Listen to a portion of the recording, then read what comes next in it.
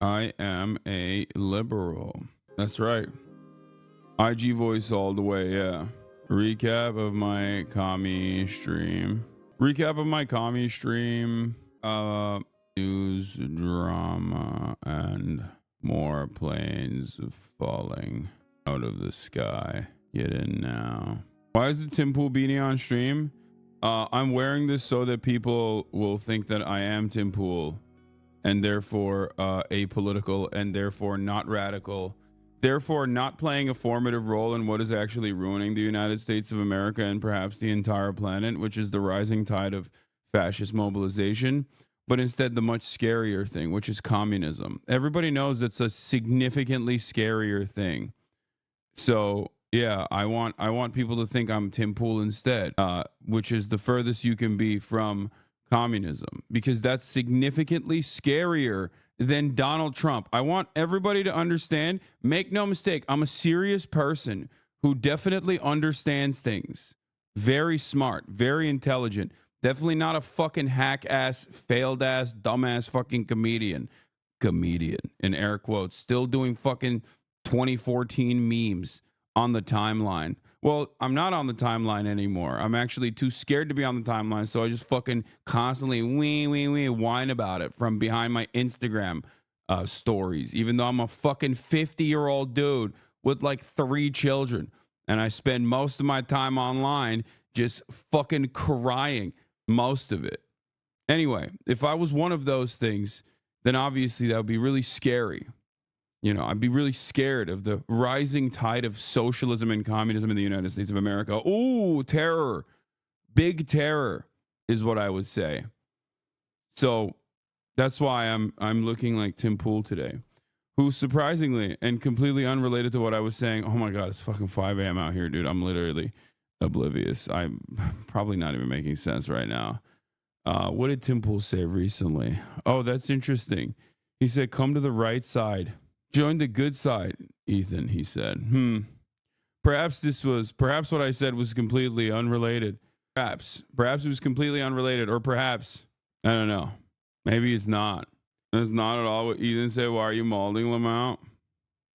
How do I have 12 month subscribers who are this fucking stupid, dude? Actually, all right. I'm done. I'm not going to do this. It's for the weak heart. It's for the weak hearted. It's for the weak minded. Yeah. I guess I groomed this 35-year-old adult as well into radical politics and being pro-terrorism, you know? Anyway, bro, you got to do this fit. I am doing that fit right now. How is it this band calls your own chargers stupid and they agree with them? What are you saying? Tired 5 a.m. Hasanabi's peak content. Thank you. People are genuinely platform of terrorists, by the way. I never interviewed. Well, I interviewed one IDF member, but he's a former IDF member who actually was a conscientious objector and actually went to prison for it. But I wouldn't consider him a terrorist. He's actually a great dude. His name is Dr. Ofer Kasov. Anyway. People are in the YouTube comments saying this is your crash out stream. Yeah, I don't know why I didn't crash out yesterday. And I will not be crashing out today either. Don't be fucking stupid. If you're the type of person who thinks that like politics can only be consumed from the lens of slop tuber drama cultivated by people who have no political understanding, no political reading whatsoever, no interest, no ideological leanings whatsoever, and are just like dumbasses who are stupid enough to fucking regurgitate Reddit posts that have no research backing them whatsoever, oftentimes coming from a sex pest's very own community, then you are a deeply and pathetically unserious person, and therefore you probably should go and, I don't know, watch the sunset or something. This is not a crash out. They're going to clip this and misrepresent the tiredness and depressed in the content Chernobyl disaster. Yeah, well, good luck to them. It's fucking 5 a.m. out here. As always, I'm live and alive. Let's take a look at this video. Yes, they are the big dogs. Wow, thank you. Shout out to Wine About It. Oh, you like Wine About It? Yeah, shout out to Comrade Hassan. Okay, wow. Damn, dude, another young boy radicalized in his prime. This boy in China said, Comrade Hassan. Much to consider, folks. Who is this Hassan guy? What kind of scary stuff is he talking about? Really, really scary stuff. Everybody, watch out. Okay. No, I radicalized them into vote blue no matter who, Democratic Party loyalty. That's obviously what it is. Oh, thank you. Yes, let me know about if there's like fun things. In China too, yeah. Radicalizing the Chinese youth. Are we getting an IRL today, by the way? Yeah, but later. When is the extra Emily X Hassan? I would love to. You are the reason that the CCP is in power. Yeah, I personally think that everyone deserves human rights. Okay. Controversial opinion. I personally think everyone deserves dignity. Everyone deserves human rights. Everyone deserves health care. I know sometimes, okay, listen. Sometimes you really like a fucking apartheid state, okay? Sometimes you really feel some type of way about an apartheid state, and in defense of said apartheid state, you fucking crash out extensively, so much so that you lose a significant percentage of your own audience because they're all like, what the fuck are you saying, dude? There are children being mutilated every day with American tax dollars for 15 months, 16 months. And at the end of that extended crash out, as you've become mentally unwell, you put together the shittiest video of all time. Bro, I think the JCP looks up to you and you need to set a better example. That's true. They do. I taught communists everything they know. I'm radicalizing the JCP. Yeah. Anyway, like people will be like, "Oh, dude, what do you mean? You can have political disagreements. You can have political disagreements with your friends. It's fine." It's like, it's crazy. Political disagreements aside, like an extended year-long slow burn crash out. Spectacular. I love the JCP. Thank you for taking us to that. It was so much fun. Ta-Nehisi Coates was one of the biggest confirmations for me that you are right. Yeah, I mean, but I have Ta-Nehisi Coates and Bernie Sanders, you know, AOC. And then but Ethan has Caffino. Just watch the video and take some accountability. Don't be a pirate software dude. Dude, it's an hour and 40-minute video. Okay, can I just say something? This is genuinely, this might come across a little ableist, but you literally have an intellectual disability if you think that, like, I am fearful of watching an hour and 40-minute video made by a dude who literally thought Roe v. Wade was the gay one last week, okay? Like, when every single child or someone with an actual child brain, a person who literally was a Yang ganger, okay? Someone who was in support of Yang Gang, who genuinely does not know anything about politics. Like, what am I supposed to do? Watch every fucking crash out? You think, like, every single time some fucking slop tuber makes a video, this is actually incredibly important points? The only thing you're demonstrating is your own stupidity, okay?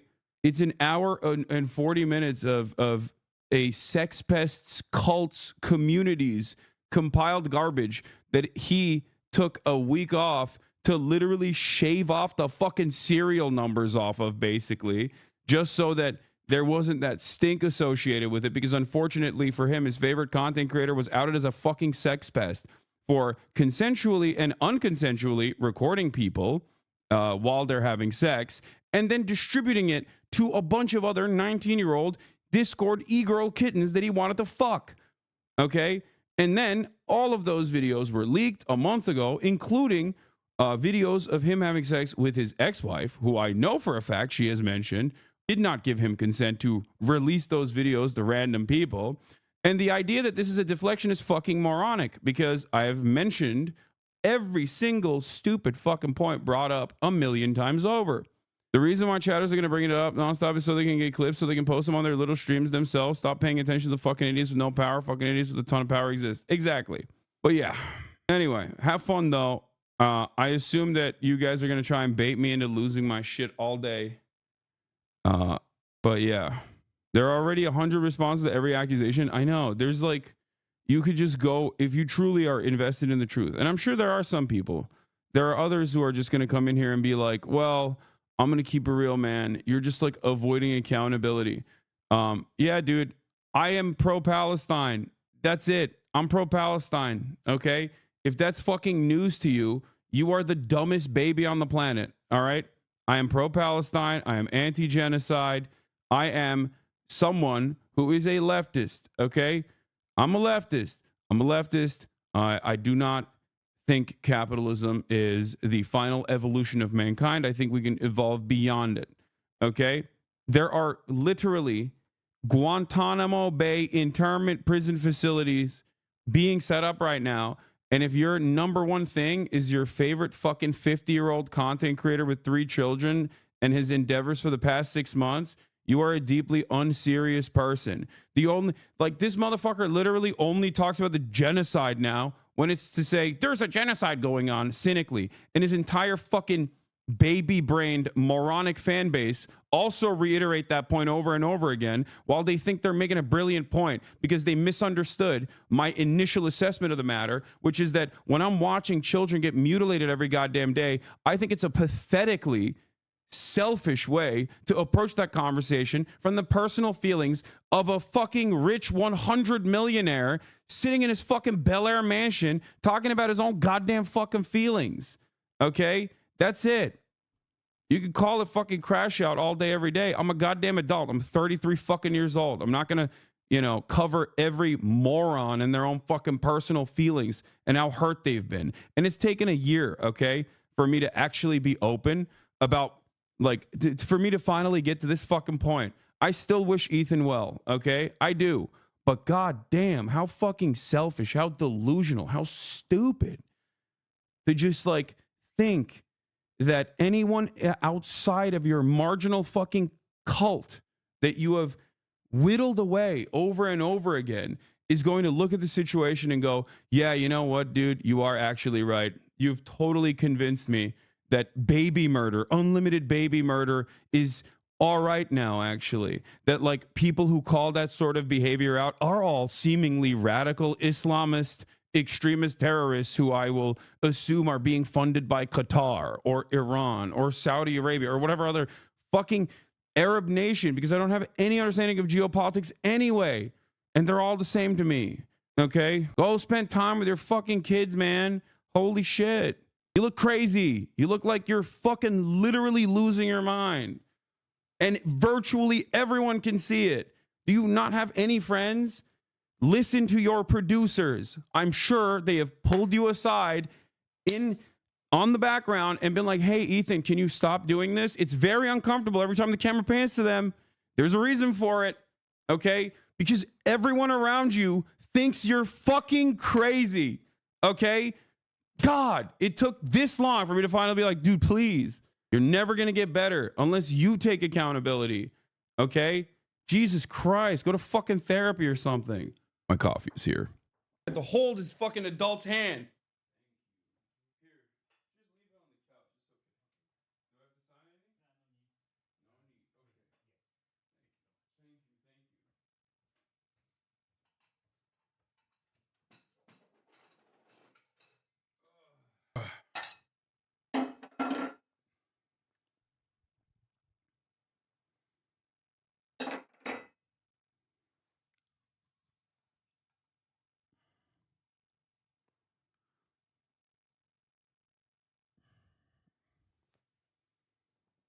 I am yelling. Yeah, it's fine. As both a scary communist and also a fake communist that's scary, because I'm actually a capitalist, both in secrecy and in broad daylight because I'm rich. I'm actually at a very nice hotel. The walls are thick, because I'm a fucking commie, but also not. It doesn't even matter. Oh, shit. Okay. That must have felt cathartic. I mean, it doesn't. It doesn't feel cathartic at all, because then as the classic cry bully behavior gets reiterated over and over again, they will go, see, he cares about this. He cares about this so much. And it's like, it doesn't bother me, man. It doesn't. You're not new to this game. Okay. It's just deeply embarrassing and everyone can see it. Okay. Straight up. You went from writing a fucking Keemstar drama nuke to being hyped up by Keemstar. How fucking stupid and malleable are you as a goddamn adult that you can be manipulated by other slop tubers? Okay. It's kind of shocking. Yeah. I didn't watch Ethan's video, but wow, he changed my mind with his year-long crash out. Brother, you keep agreeing with chatters who say you're giving drama clippers a reaction and saying you're right and then continuing to cover it. Yeah, I know. Because I'm a human, man. I'm a human being, okay? I'm a fucking human being. God damn it. There's only so much I can take. What are we doing here? There's only so much I can take, god damn it. What the hell? This guy literally had a disagreement with me over Israel, ended the podcast. I was so fucking gracious to him, far more gracious than he goddamn deserves. Like, literally ends the podcast because he can't fucking cut it. Like, he's like, oh, I don't want to talk about politics anymore because people are hurting my feelings when I talk about Israel, because it kind of comes across like I'm defending Israel, okay? And then everybody goes, oh, you're defending Israel. It's like his whole shtick for the past year has been saying liberal Zionist talking points and then getting mad at everyone when they go, are you a Zionist? And he's like, whoa, this is anti-Semitism. It's like, shut the fuck up, dude. What kind of fucking moronic attitude is this? Just don't talk about politics. Just go back to fucking talking about like gooning or Justin Baldoni or whatever fucking new thing is happening online. You're clearly not intellectually equipped enough, and you got fucking deluded by a sex cult, okay? Like, Destiny was able to fucking brainwash you over the course of a year. I'm sorry. You got a child's brain. Go enjoy childish things. The fuck is wrong with you? Why do you have to, like, literally do politics? Your fucking fan base hates it. You're clearly, all the people in your vicinity hate it, and you're still like, nah, I'm the number one guy. I'm the number one politics guy. Okay, dude, there's plenty of fucking dumbasses. Go ahead, have a right wing, do your little right wing tilt, I guess. And then maybe you can find admiration again. But it's probably not going to happen in the liberal sphere that you're trying to carve out for yourself. I'm sorry, liberals, and I disagree with a lot of liberals, okay? But many liberals are still infinitely more intelligent than the fucking average dumbass right-winger. They get manipulated by right-wingers a lot, which is why I get very mad, okay? But it's much harder for you to cultivate a fan base with your unfortunate lack of knowledge over politics in that sphere, okay? Just become a right-winger then. Look at Tim Pool. He's got a massive audience. Anyway, I've been so nice, dude. And you know what the most annoying part is? For a year, I was like, oh, man, I don't want to, like, hear about this stuff. I'm sure Ethan Mees will, blah, blah, blah. And everyone was in my fucking ear constantly yelling and being like, no, he did this, he did that. And I was like, who cares? He's just like, he's just doing whatever. He's just doing whatever. He's just doing whatever. And everyone was like, no, dude, listen, he made fun of Aaron Bushnell, killing himself. Like, you don't understand. He's like doing all this propaganda, whatever. And in that entire time frame, I was like so fucking charitable. And I was just like, hey, I've heard the things that he said one time in 2021 about how he's like pro-Palestinian, like that's important, whatever. And he did this to himself. Like, that's what's so fucking crazy about this narcissism. Like, these dumbasses will be like, Hassan, you don't have any accountability. For what? You want me to say I'm sorry for being like pro-terrorism or whatever kind of fucking Islamophobic nonsense that you've cultivated over the course of the past 15 months from a sex cults community? God damn. Oh, we have a bingo card for Hassan's reactions. Like, I saw that shit too. And it's like, you just have no interest in anything real, okay? You have no interest in anything real. You will fall victim to the whims of right-wing politics, okay? If Ethan fully flipped the script and became like a fucking right-winger, then you would also do that because you are a fucking stupid person. Anyway, I hope, and I mean this with genuine sincerity, in all sincerity, I hope this was like, I hope he got it out of his system, I hope he got it out of his system, and instead of like clip chimping everything that I'm saying right now and then posting it on his fucking stupid ass, silly little fucking drama show, okay? If Ethan wants to talk to me, he can talk to me, okay? He doesn't have to fucking constantly cry as a 50-year-old adult with 3 children from behind an Instagram story, okay? You can talk to me in person, big dog. You got my fucking phone number. We can have a conversation on your stream. We can have a conversation on my stream. Last time, I had the fucking baby gloves on, and you cried like a bitch after doing Teddy Fresh ads in the midst of our genocide coverage, okay? That's right, and I'm not talking about the Leftovers episode where he actually cried. That was a beautiful moment, and I was actually very wrong for thinking that actually meant something. It turned out it didn't mean shit for you at all. okay? Because selfishly, you spent the next year constantly fucking ripping into, suspiciously, a lot of, not myself, but other people of color. I'm not calling myself a person of color. I know it's going to get clipped out of context here as well. And then you're going to be like, whatever.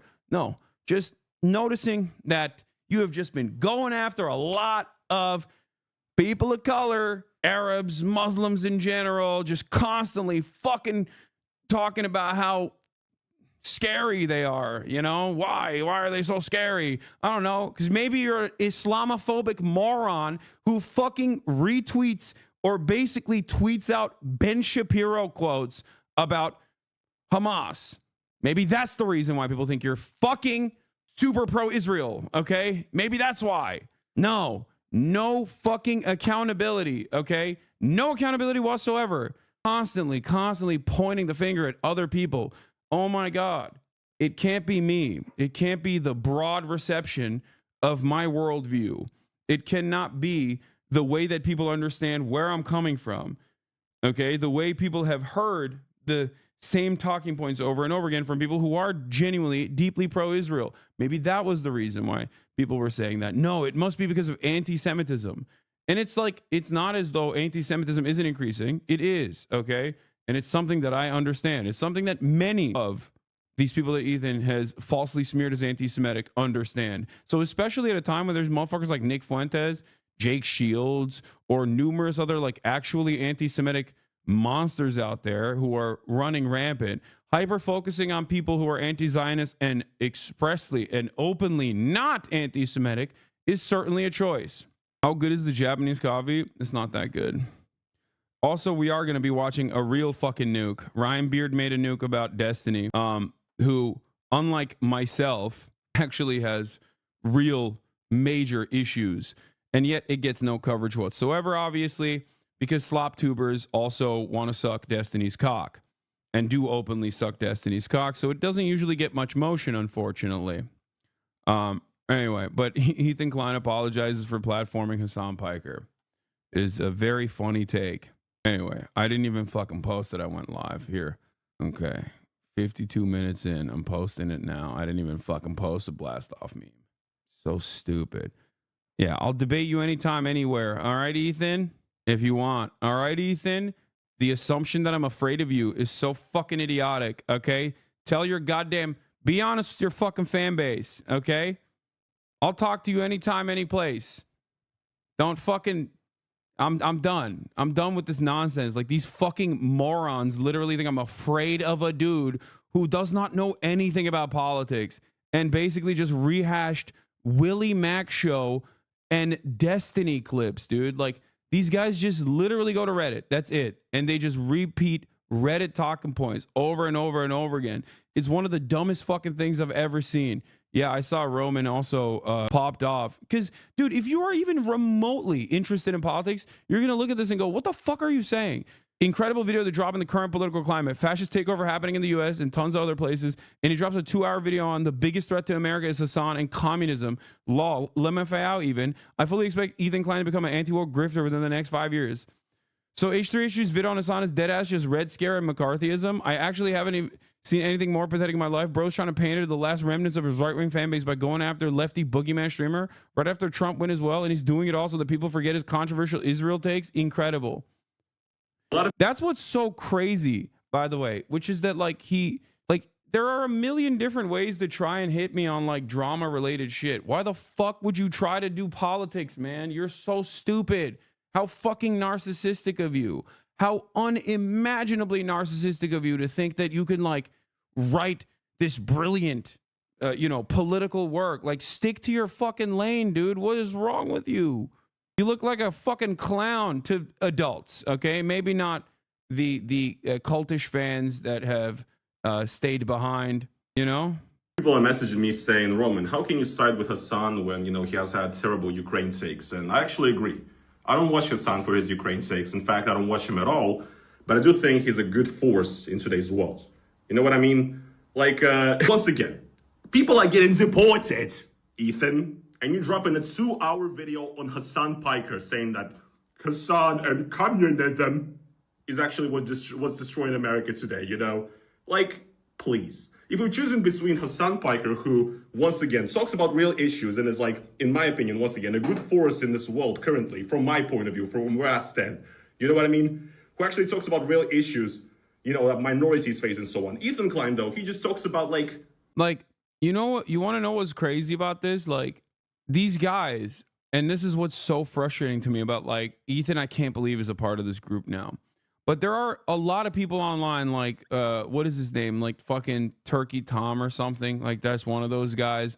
Like all these dudes that have been, you know, actually leaving Destiny's orbit now after suckling on his teat for maybe the past 3 years, right? Willie Mack Show, all these fucking slop tubers, right? Just names that I never wanted to learn. They have no interest in politics whatsoever. And to them, it's just another way to extend the algorithmic boost that they can get. That's what's so fucking annoying about it. Okay? That's what's so goddamn annoying about this process is just like for them, it's just all drama. Okay? It's all drama. Like Ukraine, drama. Palestine, drama.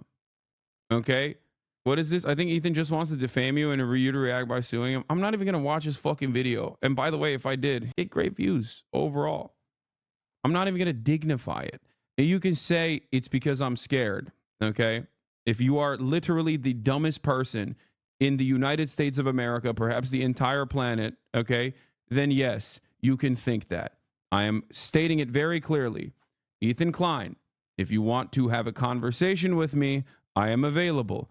I can talk to you about any number of different political disagreements that we have, except this time, I'm not going to be fucking nice to you, okay? I'm not going to treat you with kitty gloves. I'm not going to talk to you like you're a special boy who deserves my special attention and that you're so funny and so special, okay? I'm going to talk to you in the same exact way that I would to an actual political content creator. If there is a political commentator out there who was expressing your viewpoint about Israel, I'm going to talk to you in the same exact way that I would talk to them.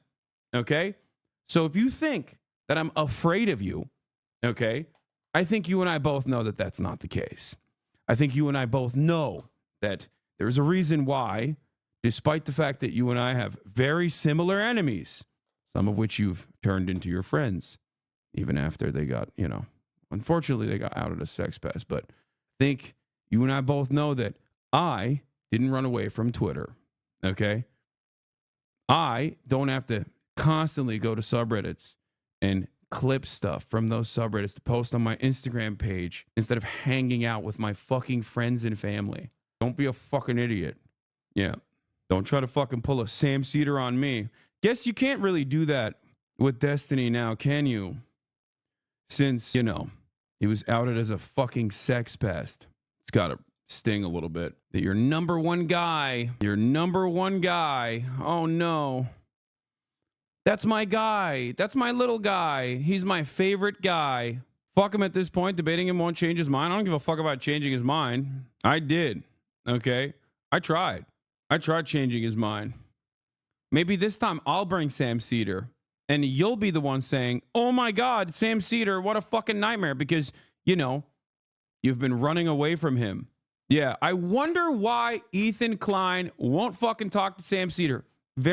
In private correspondence, I told you, okay? I said, hey, man, I know you don't respect me because he's claimed that I wasn't like talking to him at all. So I say, hey, I don't think you respect me at all. But you respect Sam Cedar. You should talk to him. You should talk to him about this issue. He has a lot of lived experience. And he said that was fucking anti-Semitic. Everything is anti-Semitic. Anyway. Celebrity drama or whatever. Like, fuck off, please. What it all comes down to is that I just don't believe that Ethan Klein, you know, cares about any of these issues. Yes, that's what's so fucking annoying about it. He doesn't. He does not. He does not. That is what's so unimaginably annoying about this entire process. He doesn't give a single shred of a fuck about any of these issues. Okay? And it is literally ego. It's not even like a significant political disagreement, by the way. It's more so ego. Okay? That's what's so fucking frustrating. And that's what really makes me mad about all of the people that hyper focus on this shit. Okay? It's just ego. It is a man who feels scorned. It is a man who bravely took the step online and became a more progressive person. That is the journey here. Okay? A person who had some reactionary takes, a person who openly said the N-word a million times over and numerous other slurs, saying, you know what, this is the old me. This is not the real me. Okay? I am going to become a better person. That is a person I will always admire. Okay? It doesn't matter if his name is Ethan Klein. It doesn't matter who that person is. I will always admire someone who has the dignity and the courage to openly say, I was wrong for doing this stuff. This is not who I am. Okay? Just understand. iDubbbz being a great example of this, right? Yeah, you talking to E about D right now? I know. Yeah, here. They got your mans on sex assault charges. Yeah, the nigga you be hanging with. The nigga you be hanging with. Anyway, but yeah, after you cultivated a fairly progressive online fan base, you turned around and you had some opinions that you demonstrated that were directly at odds with said progressive fan base. And instead of going, hey man, maybe I should really reconsider my output here. I wonder why a lot of these people are saying this in the most narcissistic ways possible. You just looked to blame others. Instead of saying, hey, maybe my output here, maybe my fucking output here is the reason why people are, you know, reacting to what I'm saying in the way that they're reacting to it. You're like, nah, it must be something different. Okay? He said you hid your power level to infiltrate his fan base and turn them against him. Guys clearly lost the plot. Yeah, that's such an insane take, man. No, dog. You actually made your fan base very progressive. Okay? That's what I mean. Also, hid my power level is so funny. Here, yeah, hid my power level. You know who actually hid something? From what I understand, I didn't actually see this. I did not actually see this, but where is it? Hold on. This was on my subreddit.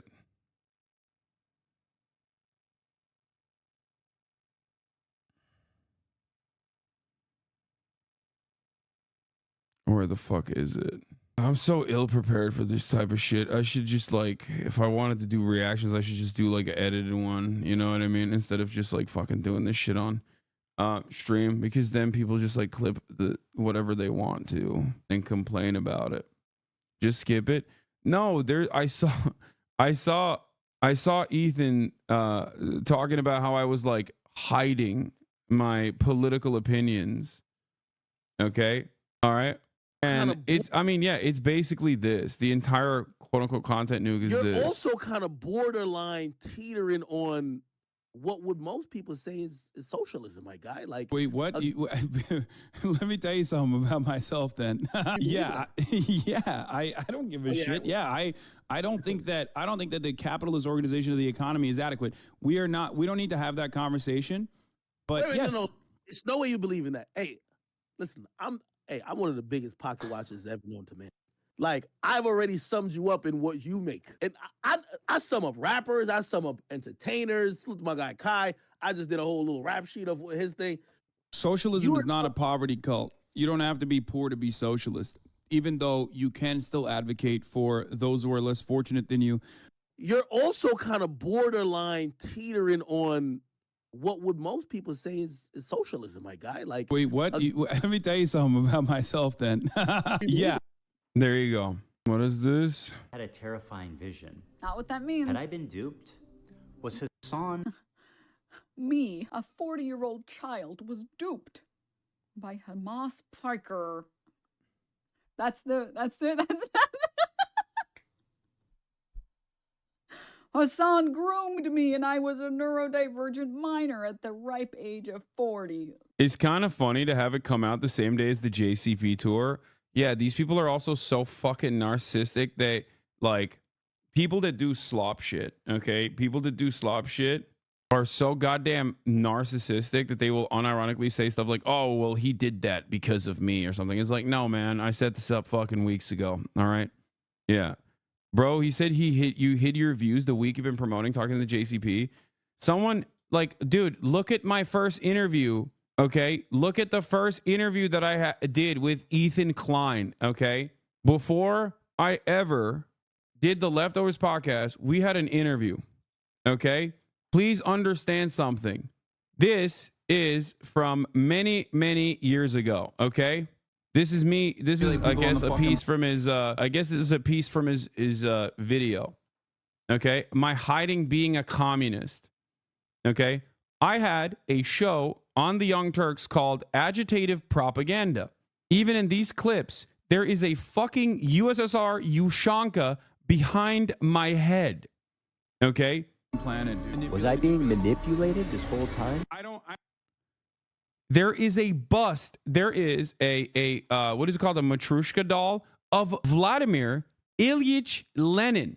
That's Che Guevara. That is another USSR Ushanka behind my head. Okay? What the fuck are you saying? What the absolute fuck are you saying? Like, either you are being disingenuous and acting like there was something sinister afoot, okay, and that there is something that is sinister about being a socialist anyway, which is a ridiculous position, by the way. I think, like, there's nothing sinister about being socialist, all right? Ironically enough, the other person whose doll is behind my head, who has this artistic work behind me depicting him as a punk rock guy, also calls himself a socialist. Just, you know, the person that I interviewed a couple weeks ago before I left for Japan. Now, the question that is on everyone's minds is, like, there's two things here. There's two outcomes of this. Either you are the dumbest person on the planet and just, like, whenever I described my political worldview, it just, like, went in from one ear and it out the other. No bus stop in there, okay? No pit stops in there whatsoever. It was just like information coming in and out, okay? Nothing in there. Just an empty hallway, all right? And that you just did not retain anything that I told you. And you were like, I thought you were like a, you know, kind of progressive, vote blue no matter who type Democrat. What is going on? And if that's the case, then you have no business doing political commentary, okay? Because what the fuck are you saying? Like, what do you mean? Then you're just, like, ill-equipped to have this conversation. You've openly demonstrated that. He cropped him out of the video? No, he didn't. I mean, Che Guevara is still there, but I'm sure he just, like, zoomed in or something in this one. Because isn't this from the video too? I consider myself a liberal, but in the American political lexicon, I guess, like, I'm super liberal. That's what Americans think liberalism is. Like, the more left you are, the more liberal you are, even though there is a genuine distinction between the leftist and the liberal. But yeah, I'm progressive, I guess. That's the catch-all term. I like progressive. Yeah. Who wouldn't want to be progressive? It's in the name. We're progressing. Progress. Yeah. Well, that's why, like, early stage classical liberals who, like, wanted to rebrand, like Dave Rubin, for example, who now are very openly on the right and, like, everyone knows it. They originally tried to say, like, they're the real progressives, and that the people who brand themselves as progressives, people like myself, they were actually regressive. He wears jackets that say "bash fascist." I'm sorry, I got to stop again. What is wrong with hating fascists? I just don't understand that point. I mean, aren't we supposed to hate fascists? Has a club in his hand. We're supposed to hate fascists as Americans. Yeah, I know. I don't get it. And then they'll say, like, Antifa is the real This is not in his content nuke, chatters. This is just our first ever on-camera conversation, okay? The reason why I suspect someone spliced these two things together is because they wanted to show how fraudulent and how idiotic this is, okay? For Ethan to be like, I was duped. I was groomed into believing radical politics by this big, scary man, when even before we had a fucking podcast together, I never sheltered him from my true opinion. I even say it there. I'm like, I wouldn't consider myself a liberal, but in American politics, because people's false understanding of liberalism, they would say I'm a super liberal. Okay? So what's really interesting about this entire process, despite the fact that I have a literal fucking like Lenin bust behind me, a Che Guevara bust, and a USSR Ushanka behind me, okay? And also prominently display other famous leftist political figures, revolutionary political figures, and also Bernie Sanders, who is himself a socialist, okay? And go through the minutia and the process of explaining to him over and over again what my political worldview looks like. He just, I guess, either A, forgot what that conversation looked like and how that took place, or B, a second thing, and is cynically trying to present it as though I was secretly hiding the truth. Okay, I was secretly hiding the truth.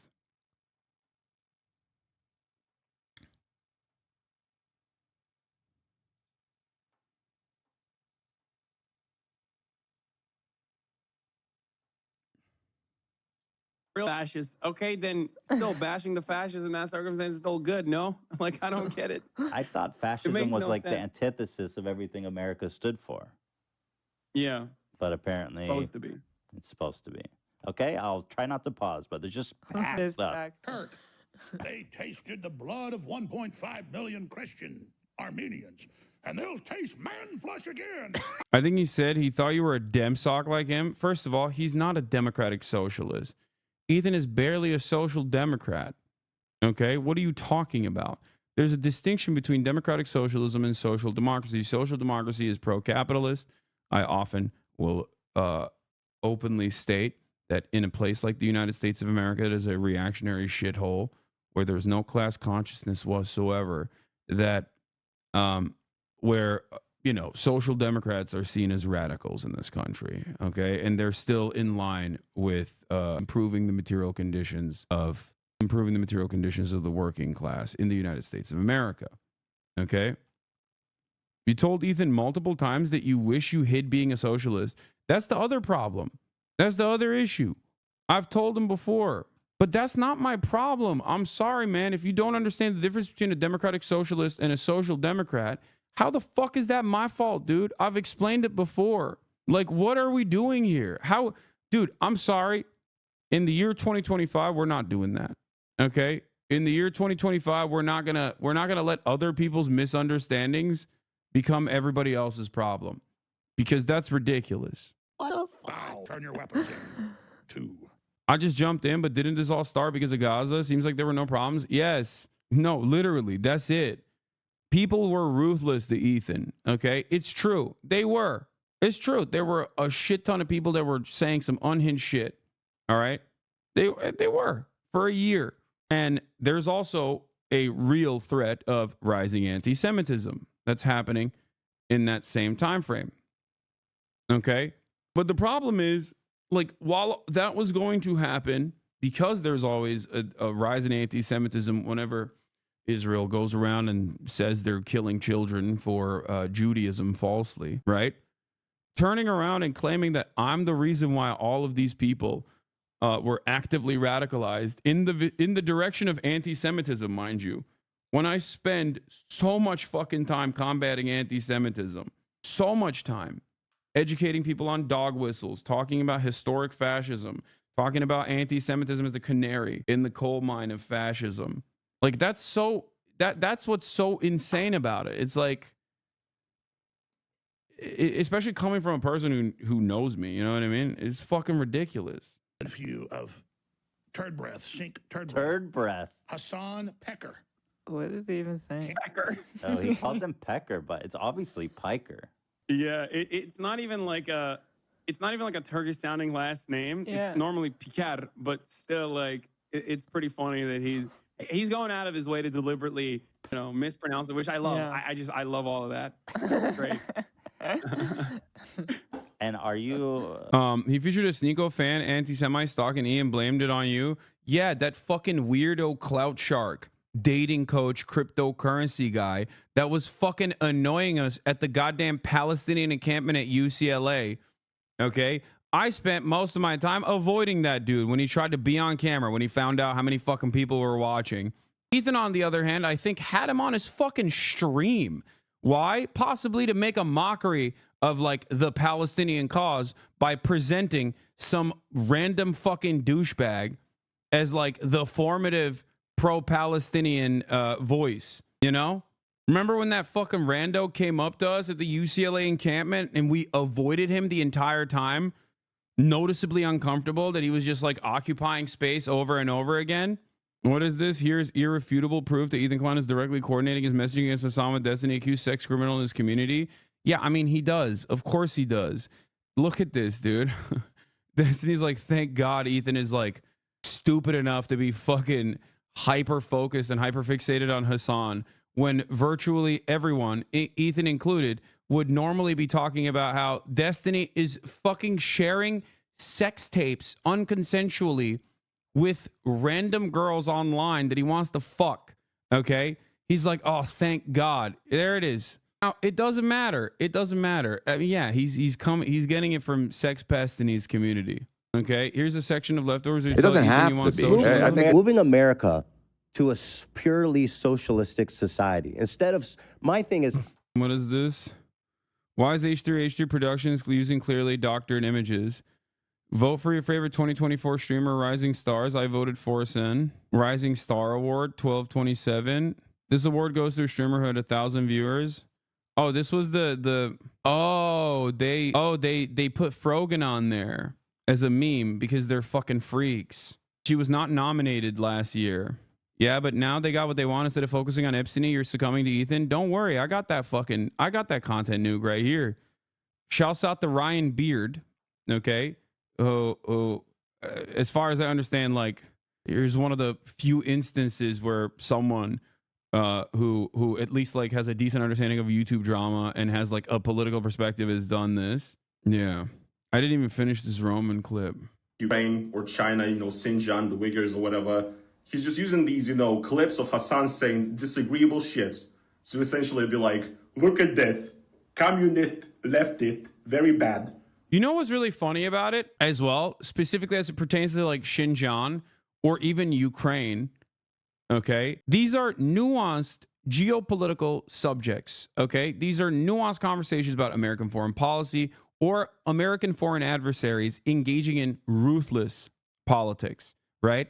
And I very openly criticize these things. I very openly criticize them. But you clip it, okay?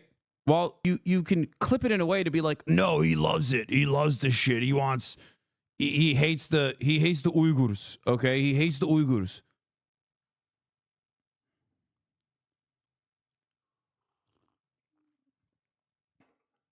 Apparently, he was also talking about how like there is no Associated Press article. The one I was talking about, like he was like, there's no Associated Press article about the re-education camps that definitely existed in Xinjiang were shut down.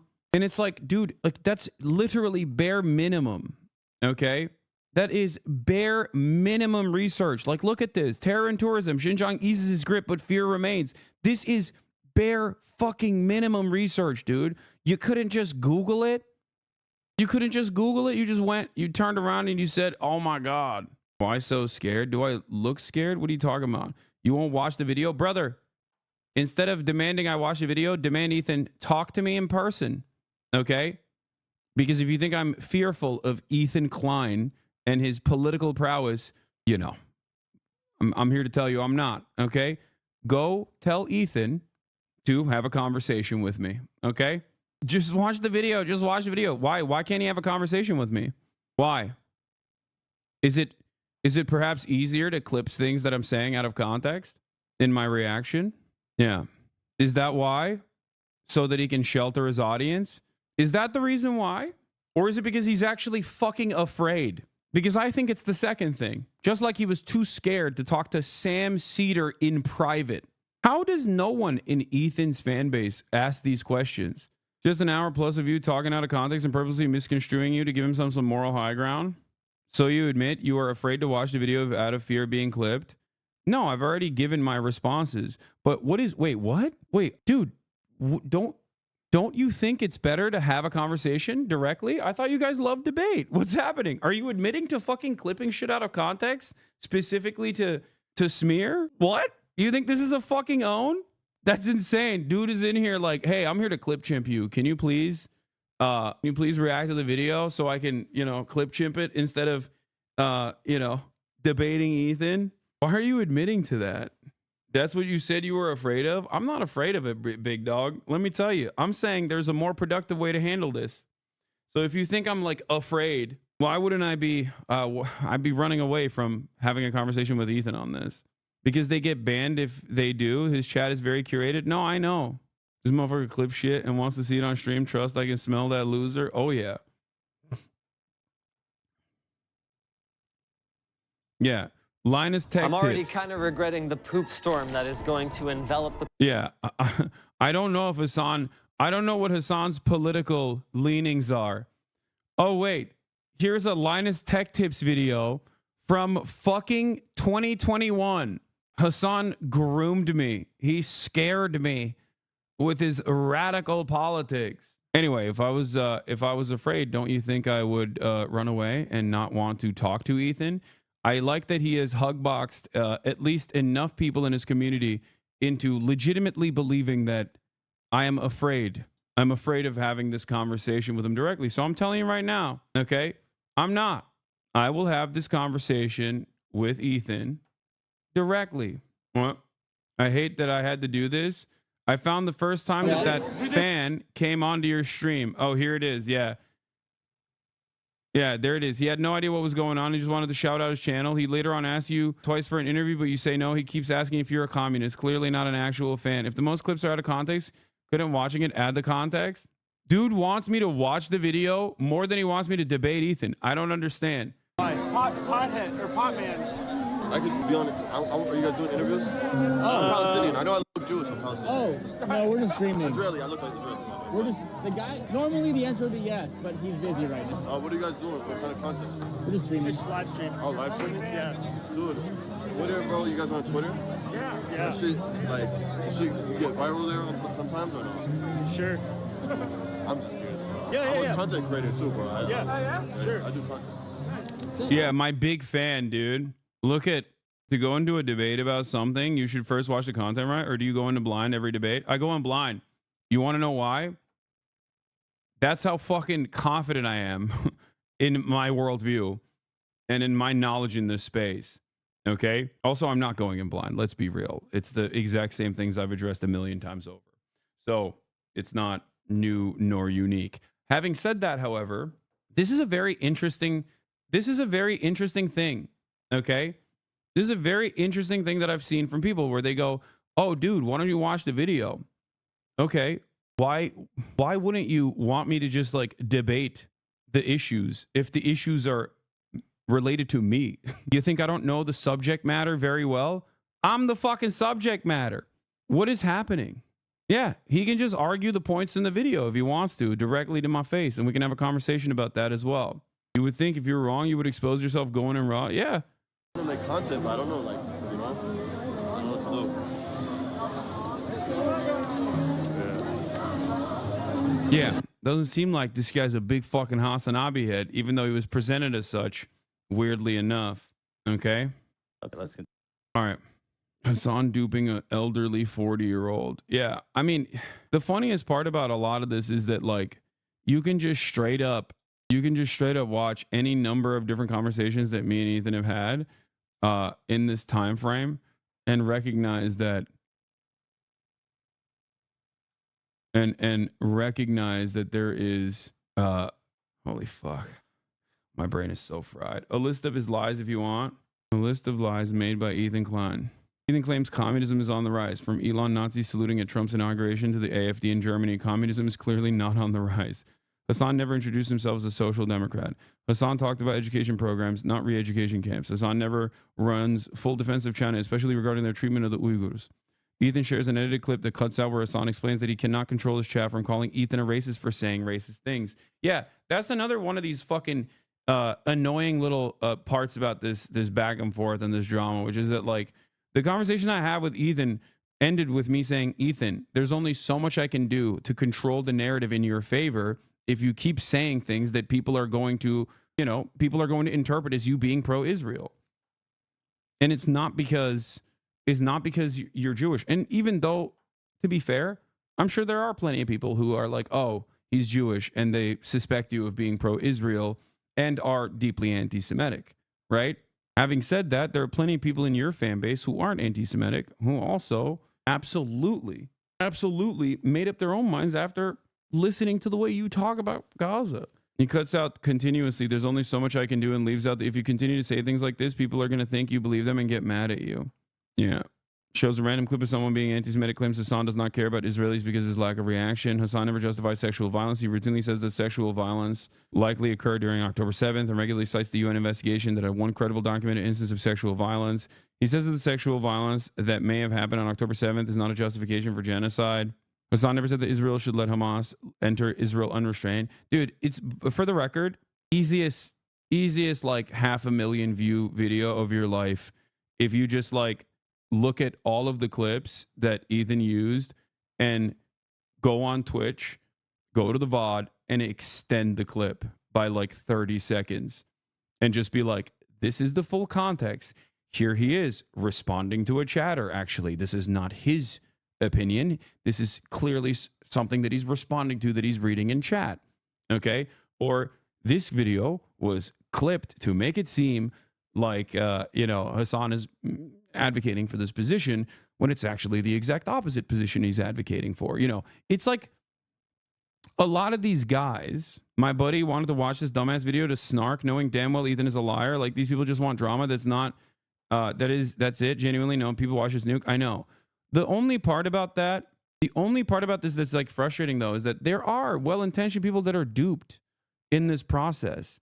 There are well-intentioned people that will get duped in this process. People who are just like kind-hearted liberals who are probably open-minded to the way I see the world, and if given the opportunity, would recognize that the things that I advocate for, they also agree to, right? But they'll see this video and go, oh, this guy's a dangerous, like, terrorist lover who loves terrorism. He wants to do terrorism. For example, the fan clip, literally 1 second later, he asks you for an interview and you walk away because the vibes are off. Yeah, it's just like really silly stuff like this. Okay? Anyway, I looked up a video on YouTube yesterday and posted a comment breaking down your interaction with timestamps, the dating and money guy, but you were definitely uncomfortable trying to walk away from the dating and money guy. Yeah. What is this?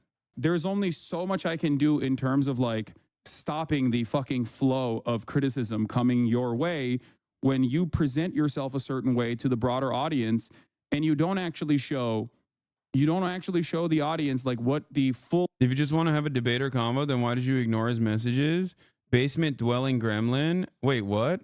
Dude, what are you saying, brother? What are you saying, big dog? The last message I sent to him, he did not respond to. Okay? He chose to just like publicly spiral out of control in a way that like virtually everyone, with the exception of the bottom feeding drama lovers, the bottom feeding drama perverts can recognize. Actually, you probably recognize it too. You just want to extend the crash out because you don't actually care about Ethan and his well-being either. Okay? That isn't what Ethan said. Can you please prove that? He did. He admitted it. Okay? Disprove Ethan's malicious lie? He did. He openly admitted that when I texted him about talking to Sam Cedar, he said that it was actually anti-Semitic of me to suggest that. Ethan himself openly admitted that. Why don't you go, why is it that none of you guys actually give a fuck about anything? Prove to me that Ethan lied now. Yeah, he's like, please show your text message. Anyway, is it me or has E become just a lolcow to these people? Yes. They're using him like a fucking fleshlight, dude. There is not a single dissenting voice with his fucking straight up radical, anti-American, anti-Semitic. Oh, you want some of this? You want some of this? Okay. Fucking pro-China, pro-Russia, pro-terrorism takes. This is fringe, psychotic shit that is not normal. And it is the only acceptable voice on Twitch. Explain that to me. How is there not one dissenting voice on that entire platform? Mushroom. Nobody. There is. Yeah, the lamest thing that people can do is when they fucking hit the like this person is a commie shit and just like let it sit on its own. It's incredibly silly. Just being like this person is a commie and being a commie is bad. Okay? This person is a communist and that's a bad thing and you should be scared about that. Also, the notion that like I have no political opposition on Twitch is a funny one. Okay. You know, since Asmongold is currently the largest political content creator on this platform, and he disagrees with me vehemently on political issues. Isn't that the world that you wanted, Ethan? After all, since you constantly cried about me being anti-Semitic and trying to get me banned before the election, I actually was blacklisted on Twitch. Okay? I was famously on election night when I had 314,000 people on my broadcast watching in real time. I was actually blacklisted. So people had to directly click on my link or click on my my Twitch page to find me. I was not being shown to people that were just going on the platform for the first time on election night. You know who else? You know who was, though? Asmongold. That's right. Asmongold was being served to every single new Twitch viewer that was coming on the platform as the premier political broadcaster.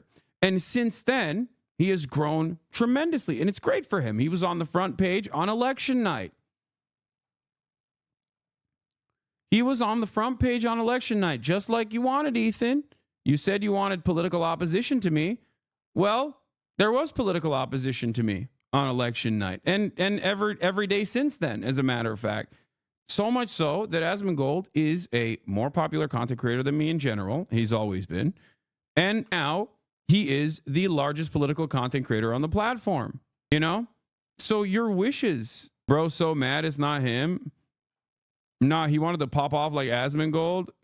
Yeah, I don't think he wanted to pop off. So I don't know why Ethan is like constantly talking about how there's no political opposition to me. There is political opposition to me.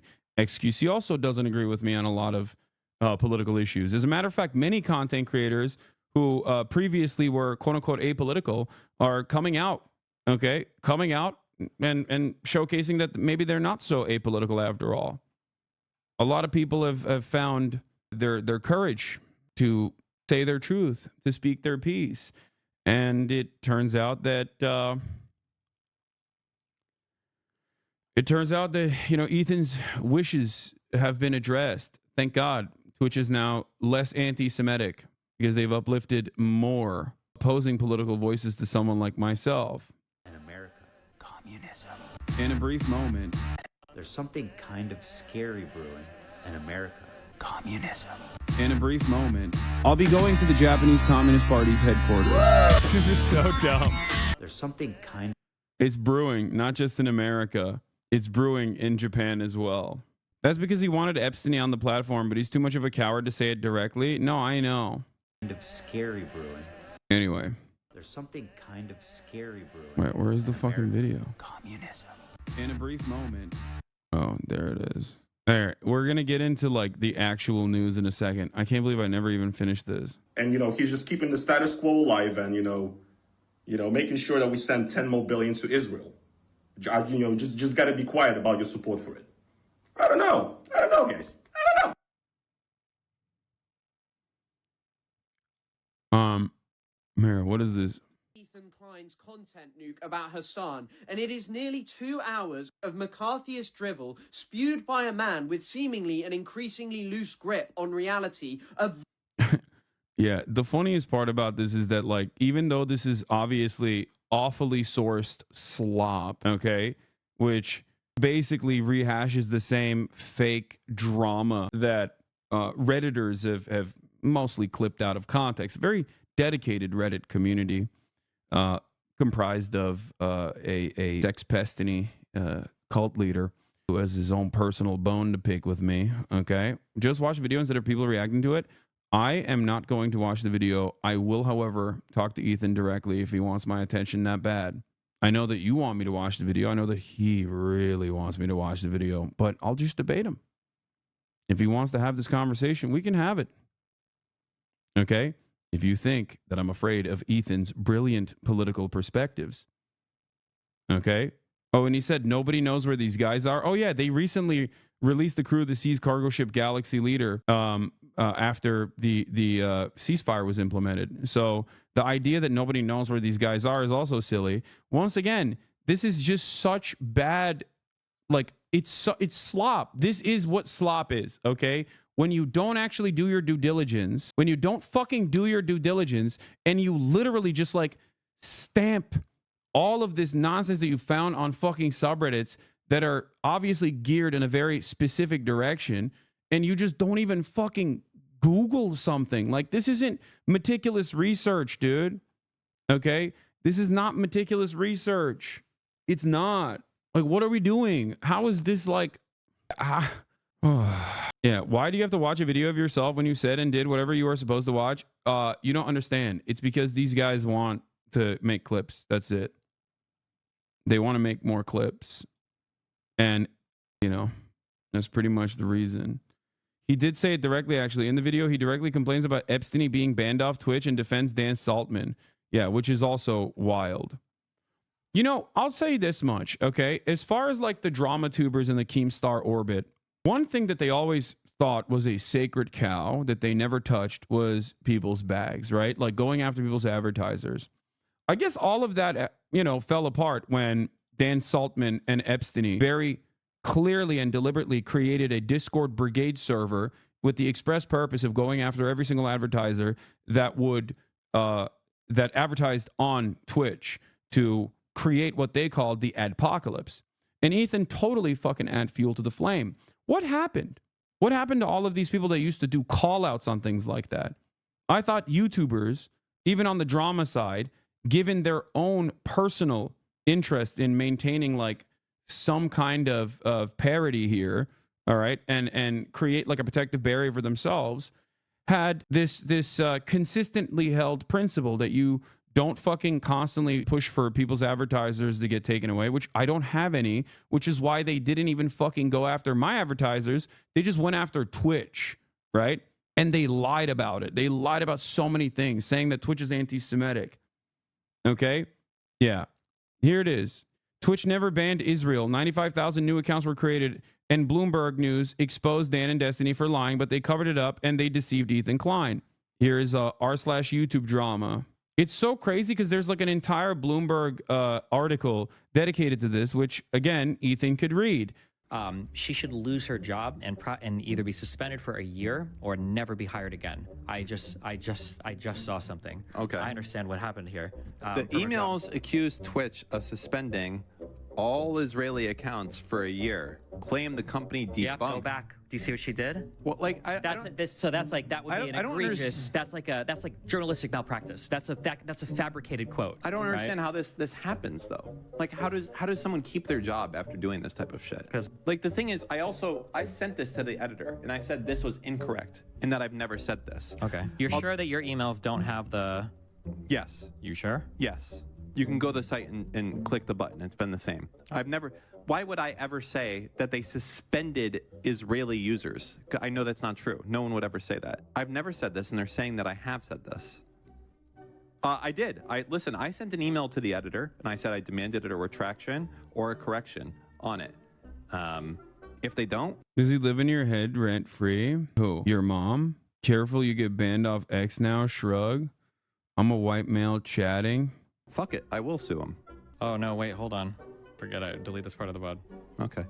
Your fucking dumb email does say that. No way. Even more troubling, Twitch previously... Delete this part of the VOD. Your email does say that. They sent like 100,000 mass botted emails to like virtually every platform that would listen with an abject lie. Okay? Yeah. They want you to react to the video so you can spend 5 hours on the back foot explaining how we clipped you out of context as opposed to you dealing with the claims face to face. Exactly. No, that's why they're like, why don't you watch the video? Why don't you watch the video? I'm like, bro, I'm the fucking subject matter of the video. He's the one who made the video. We literally used to have a podcast together. I'm sure if the fan base thinks that I am terrified of Ethan and his political prowess, they would be excited at the prospect of Ethan Klein destroying me. Okay? I am a mentally a baby. Okay? I have no understanding of politics. Ethan, on the other hand, can absolutely eviscerate me. All right? You are the worst, bro. It's the Hamas supporter, Hamas #1 fan. You are the worst, bro. No one likes you and everyone's going to turn on you. So this is a wild thing to say because like the two dudes that we're watching on screen right now have virtually destroyed their entire network of friends. And this is not the first time that Ethan has made content out of an immediate person that was in his life with an extended sequence of crash outs. I, on the other hand, have not done any of those things and am still very much around all of the people. Very much around all the people that I love and admire. You're currently crashing out, dog? No, me responding to these ridiculous claims is not the same, I think. Suspended all Israeli accounts for a year without public acknowledgement or explanation. All right, well, never mind then. All right, we'll just trim that part out of the VOD. Well, there it is. Even more troubling, Twitch previously suspended all Israeli accounts for a year. Yeah, let's just clip this part out of the VOD, please. Let's just delete this part out of the VOD. Bro, you sent like 100,000 emails, dude. What are you talking about? Bro, you could deceive Ethan Klein by covering your eyes and saying you disappeared. Ethan spent so much time being a baby, he lost his concept of object permanence. By the way, do people notice when these people, be it Ethan, Destiny, this Dan character, talk about the ban, they never mention Palestine, which has the same restrictions? It goes to show how much people in the West dehumanize those people and don't even recognize their existence. Can you clearly state, do you support Hamas or not? That's all I care about. I'm a lesser evil voter, chat. He knowingly lied by saying the Galaxy Leader wasn't Israeli owned. He screenshotted Wikipedia, which at the very top of the article mentions is Israeli owned, except he scrolls down to the section where he repeats the ownership information lacking reference to Israel. It's in all recent versions of the article. He knew it was Israeli owned and he lied about it as a gotcha. I don't think he did the research himself. I'm going to keep it a $1.50. You watch videos all day. Why are you stopping at this video? Because I have direct access to the person who made the video. And I think it would be much better to have this conversation in person. Don't you think that me reacting to another fucking 1 hour and 40-minute video would be infinitely less quote unquote content if that's the only thing you care about than me directly talking to him?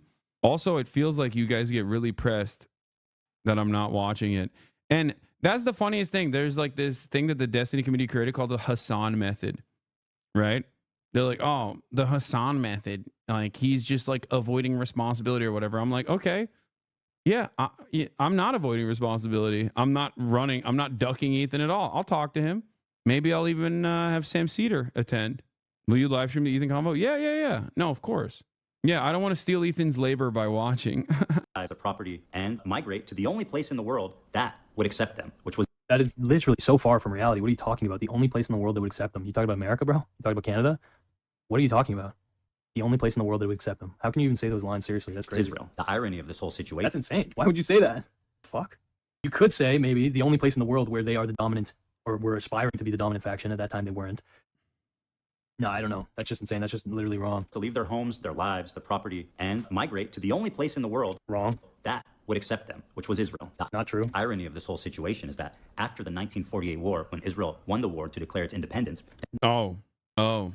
Yeah, also known as the fucking Nakba. Your latest Hasanabi Pro video about this nuke that explains this is pretty accurate. I watched the nuke first, though. They won the war. They won the war to declare its independence. What does that mean? What does that mean? The Arab countries got super anti-Semitic. I saw E say that Israel was an apartheid, deny it was an apartheid, then deny he never ever denied it was an apartheid while watching a clip of him denying the apartheid, which he stopped early, all over the course of like a month. He just says whatever suits his argument.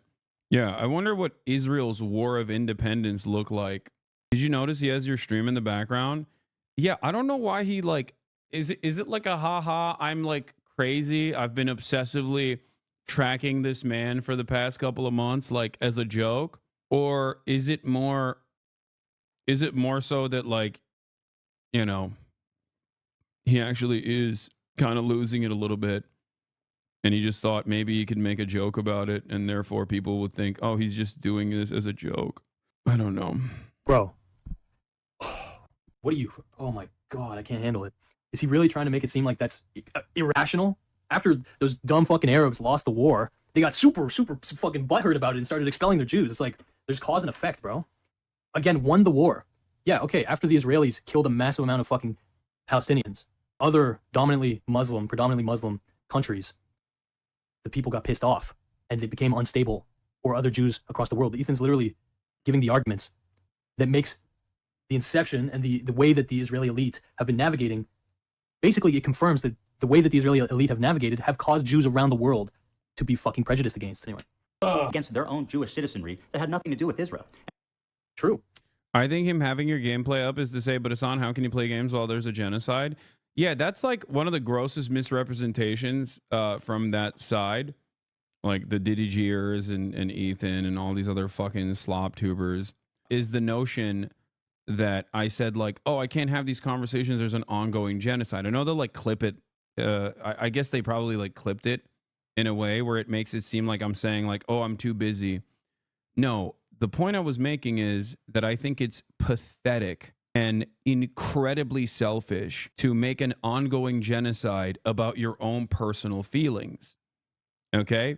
I didn't say that you can't go out and have fun or anything like that, or that every single moment of your day is supposed to be tasked with covering what's going on in Gaza.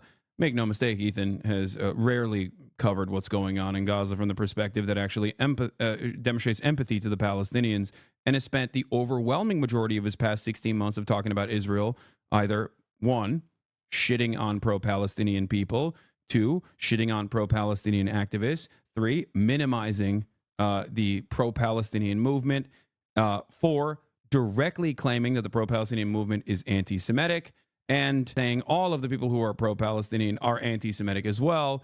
And last but not least, using this ongoing atrocity, ongoing atrocity, to talk about his own personal feelings and how he has been slighted by the entire world. Not a single moment has taken place where Ethan Klein has taken a deep breath, and gone, maybe the reason why my otherwise very progressive fan base is yelling at me is not because of Hassan grooming them, into radical politics of anti-Semitism, and instead it's because of the things that I'm saying and the way that people are receiving the things that I'm saying, A lot of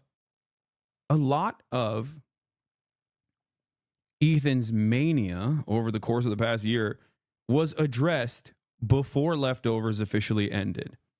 In that last conversation that we had on my stream, you can go back and watch that video.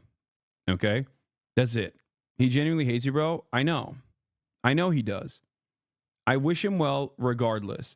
I want him, for his own safety and for his own mental well-being, to fucking drop this. Not because I'm so fearful of the endless sea of attacks. This is but a mere blip on the sea of fuck Hassan content out there. History has a tendency to vindicate me, and it has on this issue, and it will continue to do so. Ultimately, I think it's not. Tell him he's liberated today. Yeah, he's liberated today. Ultimately, I think it creates this like weird environment in the eyes of so many different fan bases where they just go, I don't understand. Why do people not see how evil Hassan is? This is something that Sex Pestini's community has gone through as well. Some of them had a wake-up call this last month when the entire Sex Pest stuff came out. I saw comments on a stream a lot were from members saying they were so sick of this shit and they're going to cancel memberships. I know. And I know that he has also completely removed entire subsects of his fan base that were saying like, hey, can we just not talk about this any longer?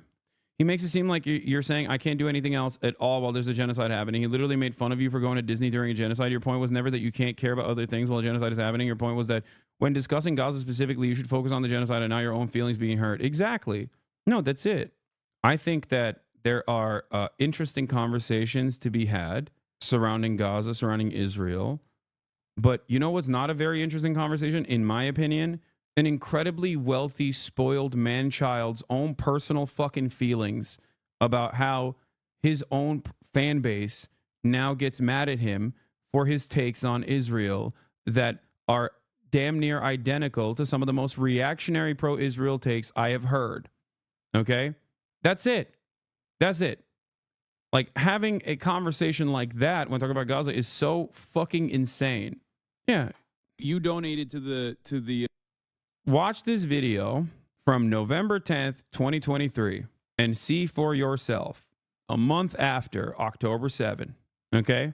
Virtually everything that we talked about, you're not objective about this. Yes, of course, I am biased. Okay? Because I am anti-genocide. That's it. That is a sad fucking reality. But also, I'm not being objective about what? Like weirdos that are falsely smearing me as like a radical anti-Semitic Islamist terrorist? What the fuck are you talking about? Like, what do you mean objective? It's a video about me, dude. I'm the fucking subject matter. To imply that that's of no fault to Israel is insane. Because again, the Israeli inception, they were co-opting the Jewish identity in order to justify colonizing this region. So you should be pointing your fucking eyes at the Israeli regime. But anyway, I'm not saying those other governments don't deserve criticism, but it's like there's a cause and effect. No. Hassan, you are supporting terrorists. You are one by proxy. You only say that because your religion is Muslim and it makes you believe that. It's funny to me that you can't see both sides of the situation because you just want your sides to win. Hassan, you are supporting terrorists. You are one by proxy. Wonderful fan base that Ethan Klein has cultivated, by the way. But of course, Islamophobia is not seen as like an inappropriate thing and, dare I say, cherished as a viable political commentary in modern American political discourse. So no one will even bat an eye at the fucking kinds of statements that are coming out of coming out of this video.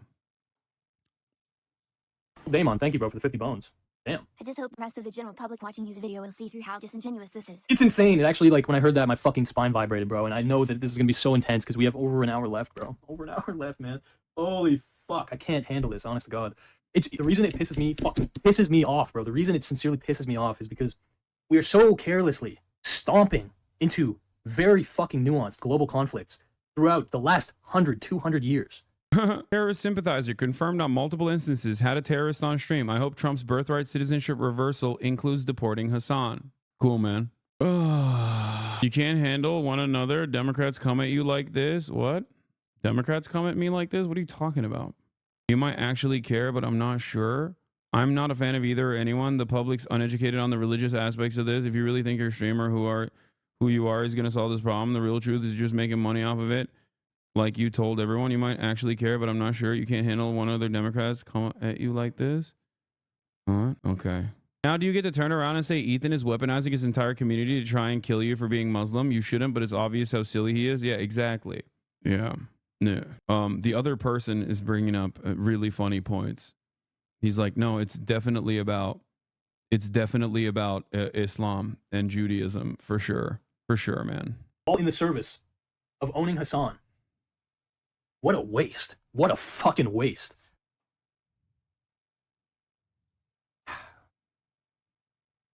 I knew it, man. When the Dramaverse started using political conflicts as a backdrop to justifying drama, like conflicts between content creators, I knew we were in for some shit, but this is next level, bro. This is crazy, fucking crazy, man.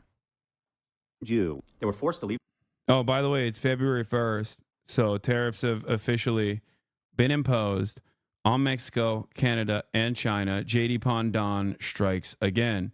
Yeah, I don't know who that content creator is, but it seems like that was a decent... do you regret leftovers? No, not even one bit. Imagine my flabbergast when I found out that the anti-black allegations against Hasanabi that literally kept me away from his content for so long were actually being leveraged by bitter Kamala Harris voters who were upset that that man would not bend the knee to a genocidal girl boss. Now imagine how my flabbergast intensified when I created a positive narrative around the aforementioned. Yeah. This for the record is like a very commonplace opinion. This is why I always say, look, man, find out on your own. I'm live every single day. Okay. I'm live every single day. You can find out on your own whether I am this bad, evil person, this dangerous person, okay, that others are claiming. Don't get duped by the clips. Just watch on your own. That's why I saw this tweet that was going viral already before I even retweeted it. I spent like 5 years thinking Hassan was some horrible human and decided to watch a stream one day, and he dropped like 2 mil to a minority group and then covered 3 ongoing problematic issues. I just think people hate him because he calls people idiots when he beefs with them. I promise you, it is not that hard to figure out what I'm about. I am perhaps a little too open about my political perspective. I think it is indecent to hide your biases. Okay? I am the first person to tell you what my biases are.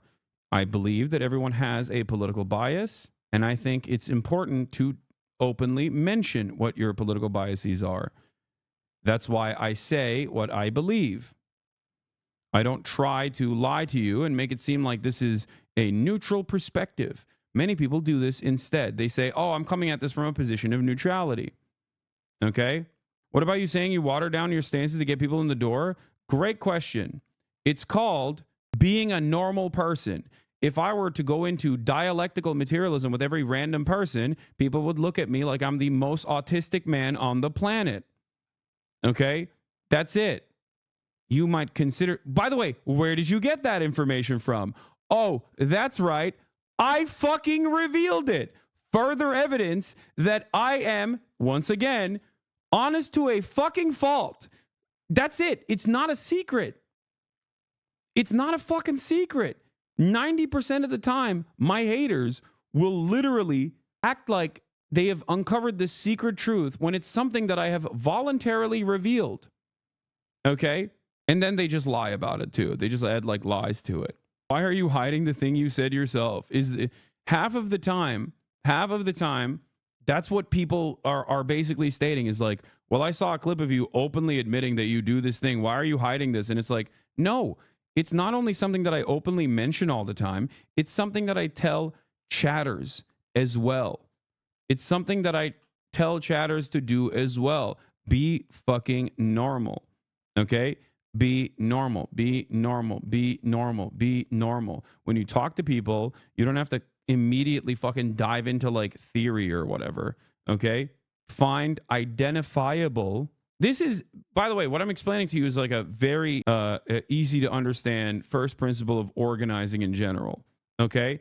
Talk to people about the pain that they're exhibiting, the pain that they're experiencing, and try to help them understand who is responsible for it. Okay?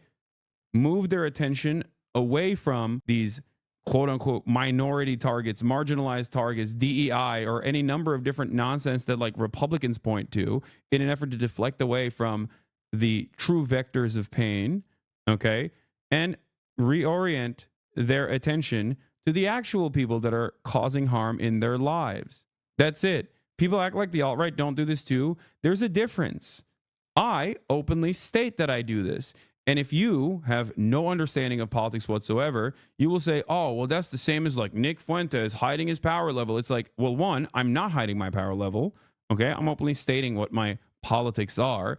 And two, my politics do not need to be hid. Okay. They don't have to be hidden because they're not bad. What are you going to do? Advocate against fucking socialization? Advocate against like the actual policies that I'm advocating for? Like the difference between someone like myself is at its logical conclusion, the way I view the world is more equitable for all people. I want to improve people's material conditions. There is no group of individuals in that vision that are harmed, okay? Nick Fuentes or fascist politics revolves around harming outgroups, okay? There's an in-group, out-group dynamic born out of some intractable quality, some intangible quality that can never change. You say, except billionaires. I don't want billionaires to be murdered, dummy. I want them to no longer be billionaires. They can still be fucking rich. I want a better distribution of wealth and resources so that everyone has the opportunity to improve their material conditions. That is not a unique position at all. That's a very commonly held position. Okay? Billionaires are not marginalized. Well, what the fuck are we doing here? Oh, the true marginalized in society are the people of wealth, the real POWs. Like, what? Is that what we're doing? It's not actually like, you know, Guatemalan undocumented migrants.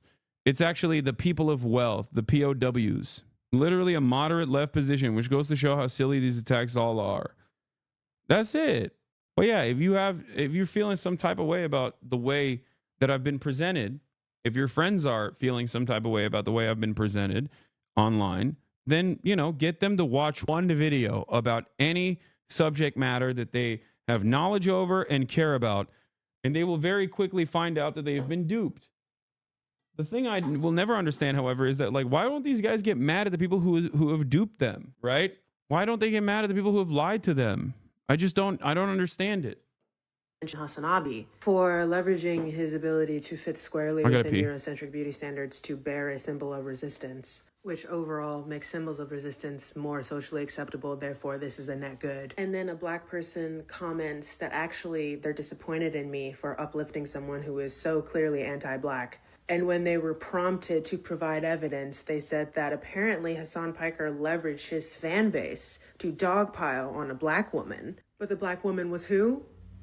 Candace fucking Owens. Y'all realize that's literally what Zionists do, right? You critique the state of Israel and they call you anti-Semitic. I've also, as a black person, been called anti-black because I criticize somebody's millionaire or billionaire black fave, whichever fave you're thinking of is the one that I'm talking about. And unfortunately, I'm gonna have to go Dr. Umar on y'all because I can't fucking have y'all run around these streets making black people look fucking stupid like this. It's officially Black History Month, so now we have to call a spade and say that we see you, Negro liberals. Y'all are so aggressively not slick that it's actually embarrassing. You would cast aside the struggle of your ancestors and everything that your skin color is supposed to stand for to make a white man's dollar. This is coon behavior, and I'm not gonna have it. Nobody hates the fact that we can no longer trust what black people say just because they're black. More than me. Back in the day when we were all in bondage, for the most part, we could trust each other because we knew that we were being subjugated to the same bullshit conditions. But some of you seem to have forgotten. So I'm here to remind you that as long as you engage in blue-eyed demonry, your invitation to the cookout will be revoked until further notice. In fact, I actually hope that you forget how your ancestors properly seasoned food so you can never experience joy in your life again. You do not deserve the title of God's chosen resistor. So to every Negro liberal out there, just know this diva rebukes you with the power of her ancestors. May your knife chip and shatter. And for the rest of y'all who want to see in writing how I eviscerate these fools, go to my Substack. New piece called Baby I Rebuke the Negro Liberal is out now. Happy Black History Month! URL, what? Trump signed the tariffs, baby. Yeah, we're going to get to it. Hold on. This is the last thing I'm going to watch, and then we'll get to the news, and then we'll watch the real content nuke on Destiny. Very, very weak grip on politics, especially foreign policy, and even Israel and Palestine. Now, Ethan always tries to hide behind the idea that he's pro-Palestinian because he's willing to condemn the settlements and Netanyahu, but he's nothing more than a liberal Zionist. The video in of itself is proof. Why on earth are you engaging in the McCarthyist nonsense that has been deployed by Western governments to protect Israel, claiming that all of the people protesting against it are evil? Thank you, Snappy Apples 5 for the 5 community gift subs, and Star Thrace for the 5 community gift subs.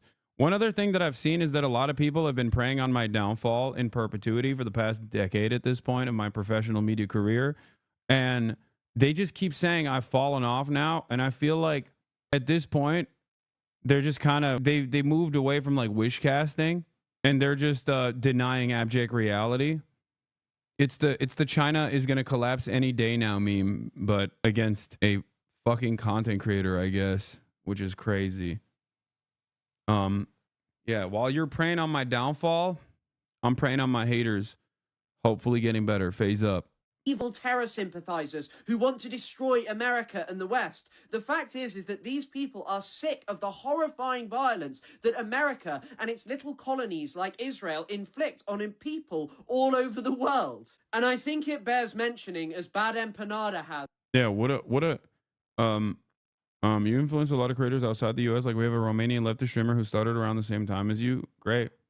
by every single metric that Ethan uses to accuse people of being a terror sympathizer or even an active participant in it. His wife, Hila Klein, is undeniably a participant. She served in the Israeli military, openly mentioned how she was bored of her desk job, so wanted to go into a raid into the Palestinian city of Ramallah. And by the way, in these raids, they just break into people's houses and arrest them late at night, terrorizing them and their families with weaponry. And this is actually the crux of the problem with Ethan's video. He is unwilling to see the connection between the behavior of Israelis like Hila, who serve in the Israeli military and maybe disagree with the settlements somewhat ideologically, but are in the West Bank protecting them. And throughout, Ethan whitewashes the crimes of Israel. He calls it a country of refugees and over again pushes this point of, oh, Israelis aren't all white colonizers. They're actually half of them of Arab Jewish people from the Middle East.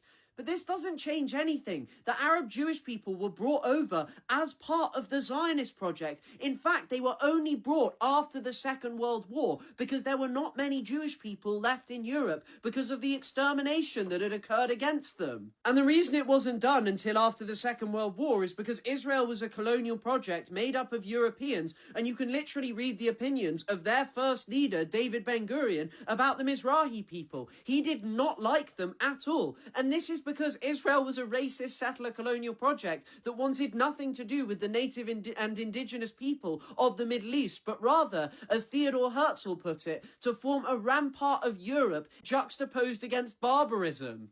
And the final point I'd like to make is that for someone who's ostensibly pro-Palestinian, Ethan spends his time demonizing Palestinians entirely as evil terrorists. He doesn't mention what motivates their resistance or what might lead them to actually target Israel. For example, take very early on in the video where Ethan says, oh, Israel's constantly at war with its neighbors. Why is it at war with its neighbors? Because it invades them over and over again. Take Lebanon in 1982. Israel launched... I donated money to Palestine that one time. Does he talk about that? Like, there's no way he has the indecency of trying to launder his reputation by donating to my fundraiser that I put together as a reason to say, like, look, you see, I've paid my penance. Now I get to fucking attack the person who organized the fundraiser for a year with an extended crash out. That is a self-inflicted wound simultaneously by calling virtually everyone in his vicinity. Ethan, who clip chimps versus a guy who just reads. I mean, this person has a degree, okay? It's not an accident that virtually everyone with a Middle Eastern studies degree has an entirely separate opinion than people who are pro-Israel. He put the clip of you thanking him in the nuke. That's fucking gross, dude.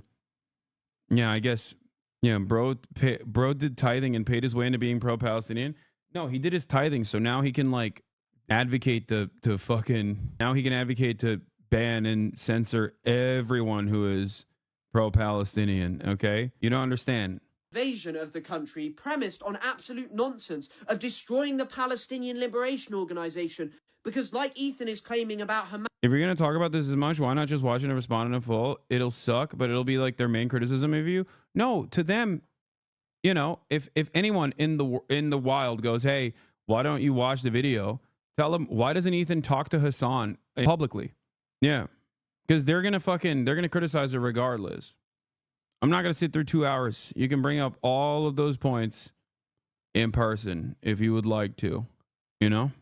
And other organizations now, they were allegedly evil terrorists who couldn't be dealt with. Israel destroyed places like Beirut, killed over 10,000 people, and inflicted horrors on the people there. And yet in Ethan's video, oh, Israel's just at war with people. He's unwilling to actually engage with the history of Israel and how it was a settler colonial project that was only made possible after it got imperial backing from the British through the Balfour Declaration in 1917, and then eventually removed the British from the land and has since had support from the Americans and the entire West. And so, Ethan, if even early Zionists like Ze'ev Jabotinsky, whose ideology went on to inspire the Likud party, could see in 1920 that no indigenous people are willing to give up their land for free and will always stand up and fight back, Why are you making near 2-hour videos demonizing people for having some sympathy and understanding of why Palestinians might engage in armed resistance and why this is in no way equivalent to the behavior of countries like Israel or their backers like America, who on any metric have committed far greater crimes than any Palestinian organization? Ethan will pull the Sam Cedar card. Be aware. What is he going to do? I don't think he can pull the Sam Cedar card by pulling out Sam Cedar, considering that he is afraid of talking to Sam Cedar. You're handling in a grown-up way while he's having a toddler tantrum. Yeah, exactly. All right. He would bring in Ben Shapiro. In Philadelphia this year. I would love to debate Ben Shapiro on Israel. That's number one. Number two, that's a wild thing to do. I don't think Ethan would openly recognize that he is like closer to Ben Shapiro than myself on the issue. Okay. All right. Yeah. I think maybe in the past he probably would have brought Sex Pestany on, but I don't think he'll do that since he's actively trying to. He did on his video, lol. Wait, he did? No, I thought he was actively trying to. I thought he was actively trying to hide his associations there. He literally used graphic emergency calls from the kibbutz team to dunk on Frogan. Ugh. He defended him. He called Epstein a fellow streamer. You should only learn everything about the video through the chatters. I think so. AOC's opponent for 2024 is currently on her third rug pull of the week. The first two coins made her like 30K each. I got scammed by this whore. Don't buy. He said Epstein was banned for calling black protesters inbred, but not what he actually got banned for. What? All right. Let's talk about the medical jet. Okay. Medical jet carrying 6 crashed in a Philadelphia neighborhood. I believe 7 people have died. And he said, you calling people like Ben Gvir inbred is anti-Semitic. I wasn't even talking about Ben Gvir, but I don't think it's. I think a open, out and about Jewish supremacist fascist like Ben Gvir being called inbred is literally the nicest thing I can say about him. Okay? You guys are out of your fucking minds, dude. What are we talking about? This dude is Adolf Hitler. The fuck? Oh no, I can't believe I said Adolf Hitler is inbred. Do you know who Ben Gvir is? Oh my God, I can't believe you're saying Bezalel Smotrich is a bad guy. In the clip he was on screen, but yes, very nice about Ben Gvir. I'm a white liberal. Woohoo, let's go, Hassan. You're definitely not wrong. This is not an echo chamber. You're so cute in that catboy outfit. Next time, show feet. Islamophobia is so gross. Women are fine there. Women's rights. Iwi, haha, Sandy, second place.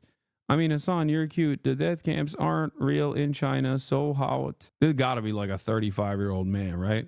At least. Take your medicine, chatter. All right, let's get to the real news now. Crash, a medical transport jet carrying 6 people crashing into a busy neighborhood, exploding into a fireball overnight.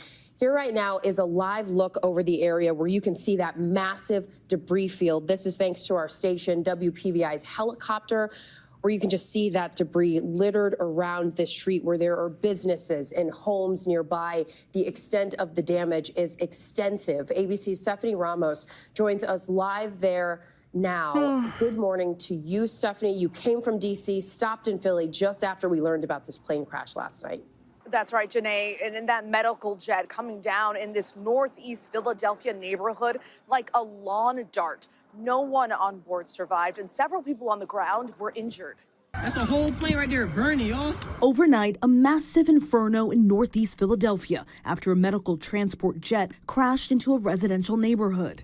The plane just crashed into the plaza. I just saw a plane basically just hit the buildings, and just an explosion happened, and I just seen the sky light up. Chilling surveillance video capturing the moment it happened. You can see an explosive fireball in the night sky before the jet plummeted to the ground. All black smoke covering everything. The houses ended up catching on fire down there, and there was plane pieces everywhere. The small plane, a jet rescue air ambulance, carrying a pediatric patient, her mother, and 4 crew members, according to the company. The child had just received care from a children's hospital in Philadelphia. All 6 on board heading back to their home country of Mexico with a stop in Springfield, Missouri. The jet taking off from northeast Philadelphia airport shortly after 6 p.m., crashing just moments later. Dramatic images capturing the fiery aftermath of the crash. A massive blaze in the streets, buildings and vehicles engulfed in flames. First responders and emergency vehicles rushing to the scene. The plane crashed just a few feet away from where I'm standing, narrowly missing this strip mall right here. You can see police vehicles set up all around this area. They've set up a massive perimeter stretching blocks in each direction. Stanley James III was in the parking lot of the mall when the crash happened. As we looking around, like literally the whole parking lot is shaking. It was like a train wreckage, like maybe like a real loud, bad car accident almost or something. The cause of the crash is still unclear. The NTSB is now leading the investigation. Members of the FAA also arriving on the scene overnight, along with Governor Josh Shapiro. Tonight we also saw the best of Philly. We saw neighbor helping neighbor. We saw Pennsylvanians looking out for one another. And guys, this area is a densely populated residential neighborhood packed with row homes. Many of them caught fire. Residents right now are being urged to stay out of this area for now. Gio. Just unbelievable to have two major crashes back to back like this, just days apart. Stephanie, thank you for your overnight reporting. I genuinely don't know what to say about this story. Like, I totally understand why people look at this and go, like, this is a bad omen. Sometimes there's just an accident that takes place where it's just, obviously there's not enough information at this point to explain exactly what's going on. But yeah, it's like the story in Japan about the 70-year-old truck driver that fell into the sinkhole because the sinkhole opened up as the truck was making a left turn at the intersection. You know what I mean? Like, what do I say about it? What can I say about this? This is just like a thing that happened and I have no idea how. And especially with its closeness to the previous insane freak accident.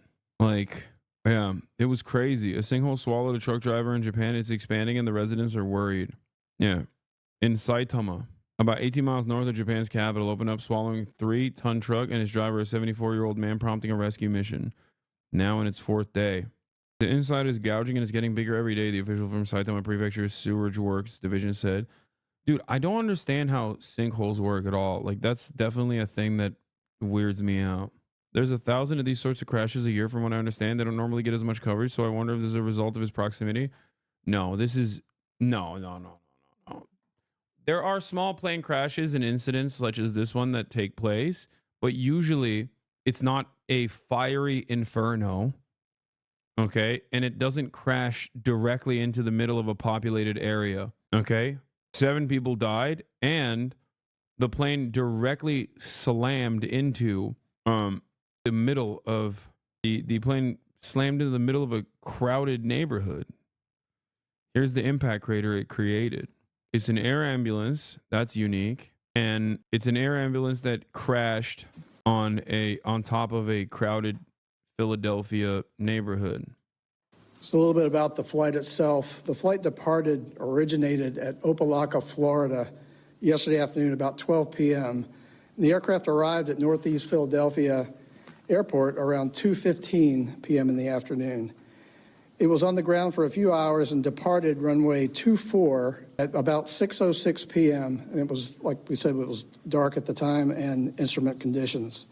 The aircraft climbed to about 1,500 feet above the ground. We were looking at GPS data on the aircraft, a slight right turn followed by a slight left turn, and then a steep descent towards the ground where it crashed. The entire flight lasted less than a minute. This morning, salvage ships preparing to expand their work on the Potomac River in Washington, with barges en route to begin what officials called the main lifting. I believe for us to recover the rest of the remains that we are going to need to get the fuselage out of the water. At least 41 of the 67 victims have now been recovered from the wreckage of the Army Black Hawk helicopter and American Airlines regional plane that collided Wednesday night. Investigators also say the black boxes from both... I mean, dude, the plane was on fire as it nosedived. Then not this one, the previous plane accident.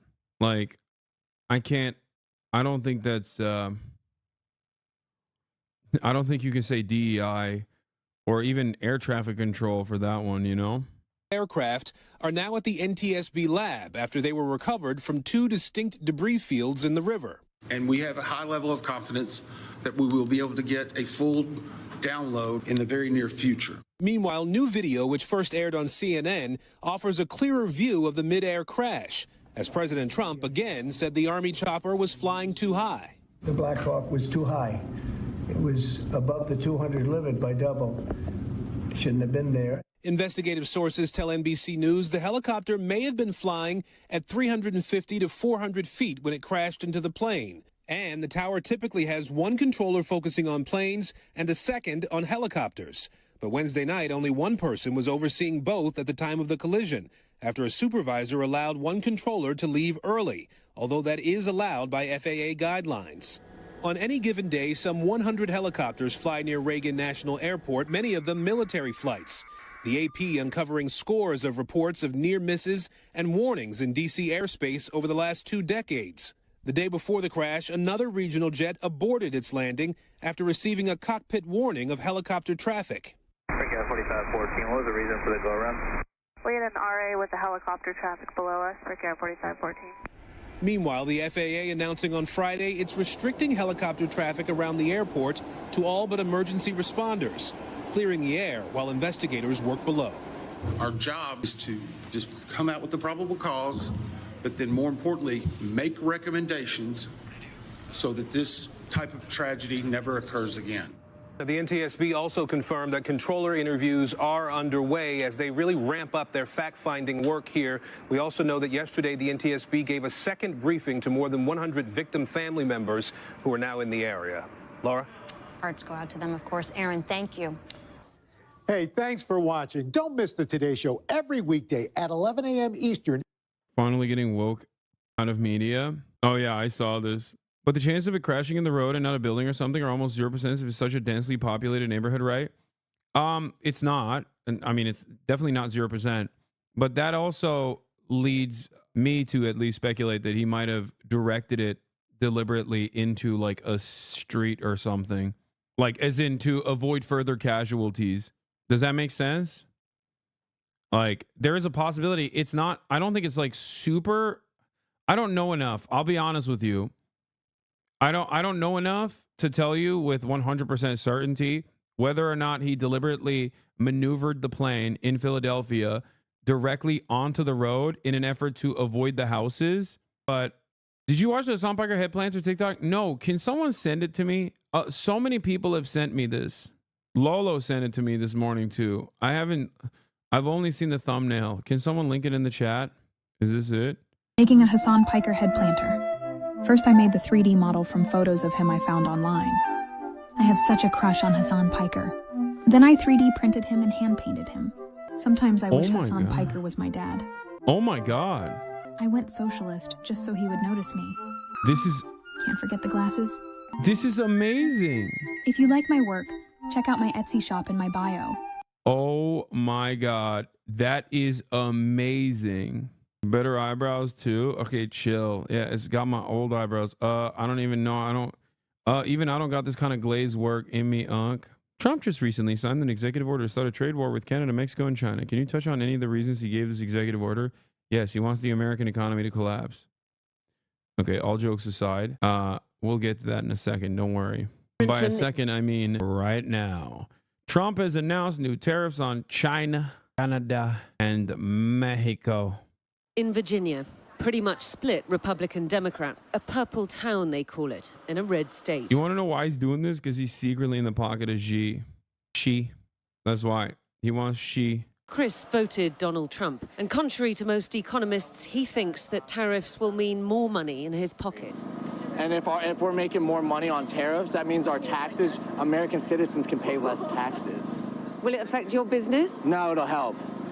It'll help a lot. How will it help? I think cost of goods will go down. Being a Republican is just living in opposite reality. Okay, that's it. That's it. There's like no other way to analyze, interpret what's going on. Okay. Nah, you don't understand. This thing that is literally a regressive universal sales tax because the import exporters that are the mediators are going to be paying for the cost of the good at the point of arrival, are going to carry over that cost to the consumers. That is actually going to cut prices somehow. 83% of Trump supporters support the tariffs. What? 83%? Oh, dude, America needs to be studied like a fucking lab rat. Okay? America and the American mind, especially the conservative mind, okay, needs to be dissected and examined thoroughly. The amount of worms we would uncover in the brains of the average conservative. Like, this is the exact opposite. What are you saying? What you are describing is the exact opposite of reality. Why? Why are you saying the exact opposite of reality? What is going on? I don't understand it. Who is telling them that this is the good thing? Okay? Who is telling them, like, I can't believe I'm the guy, okay, sitting here and saying that isolationist trade policies, if not directed towards a competent, competitive domestic manufacturing, is going to simply lead to prices increasing. It's going to lead to prices increasing regardless, but it's also going to lead to prices increasing a lot if there's no domestic manufacturing capabilities for the same exact things, right? Raw materials, for example, do not often have a competitive domestic manufacturing or even sometimes the raw materials necessary. Like if you're looking for, I don't know, trees, for example, wood, okay? We get it from Canada, okay? We get it from Canada. Now, do we have an abundance of wood in this country? Yes, we have a shit ton of forests. We have not destroyed some of our forests because we're just getting it from Canada. Okay? Now, we could destroy our forests and not get it from Canada. Okay? We could do that. We could like gut our national parks or whatever, right? There's plenty of trees there. But even that would take time. So in this process, in the interim period, as we move to destroy our own natural resources, okay, one, Canada will obviously strike back and add tariffs to our goods that they are purchasing, okay? And also, simultaneously, in the interim period, as like the American wood industry is building up for this to compete with the raw output of the Canadian lumber industry, there would still be a ginormous increase of cost of wood. I don't know if you know this, chat, but wood is very important for building houses, especially after a massive wildfire that destroyed tens of thousands of standing structures, residential homes and businesses alike, which means there will be additional demand for wood. So slapping 25% tariffs on all Canadian goods right after a wildfire happens is a choice. It's an interesting choice. What is this world of statistics? In the United States, 54% of adults have a literacy below a 6th grade level, 20% are below 5th grade level, and 21% are illiterate. What? That is not good, dude. Holy shit. We're going to reach a new record, baby. This is where they get their news. Oh, yeah. What are you going to do? Yeah, I saw this. Newsmax host taunts people complaining about migrant deportations of Latinos by eating a taco on air. You come take it out of my ham? I'm going to eat half this plate during the break. Maybe I'll call the ICE hotline. I don't know if I'll have enough time. Sure, all kidding aside, it was actually really good taco. These people broke the law. They broke the law to get here.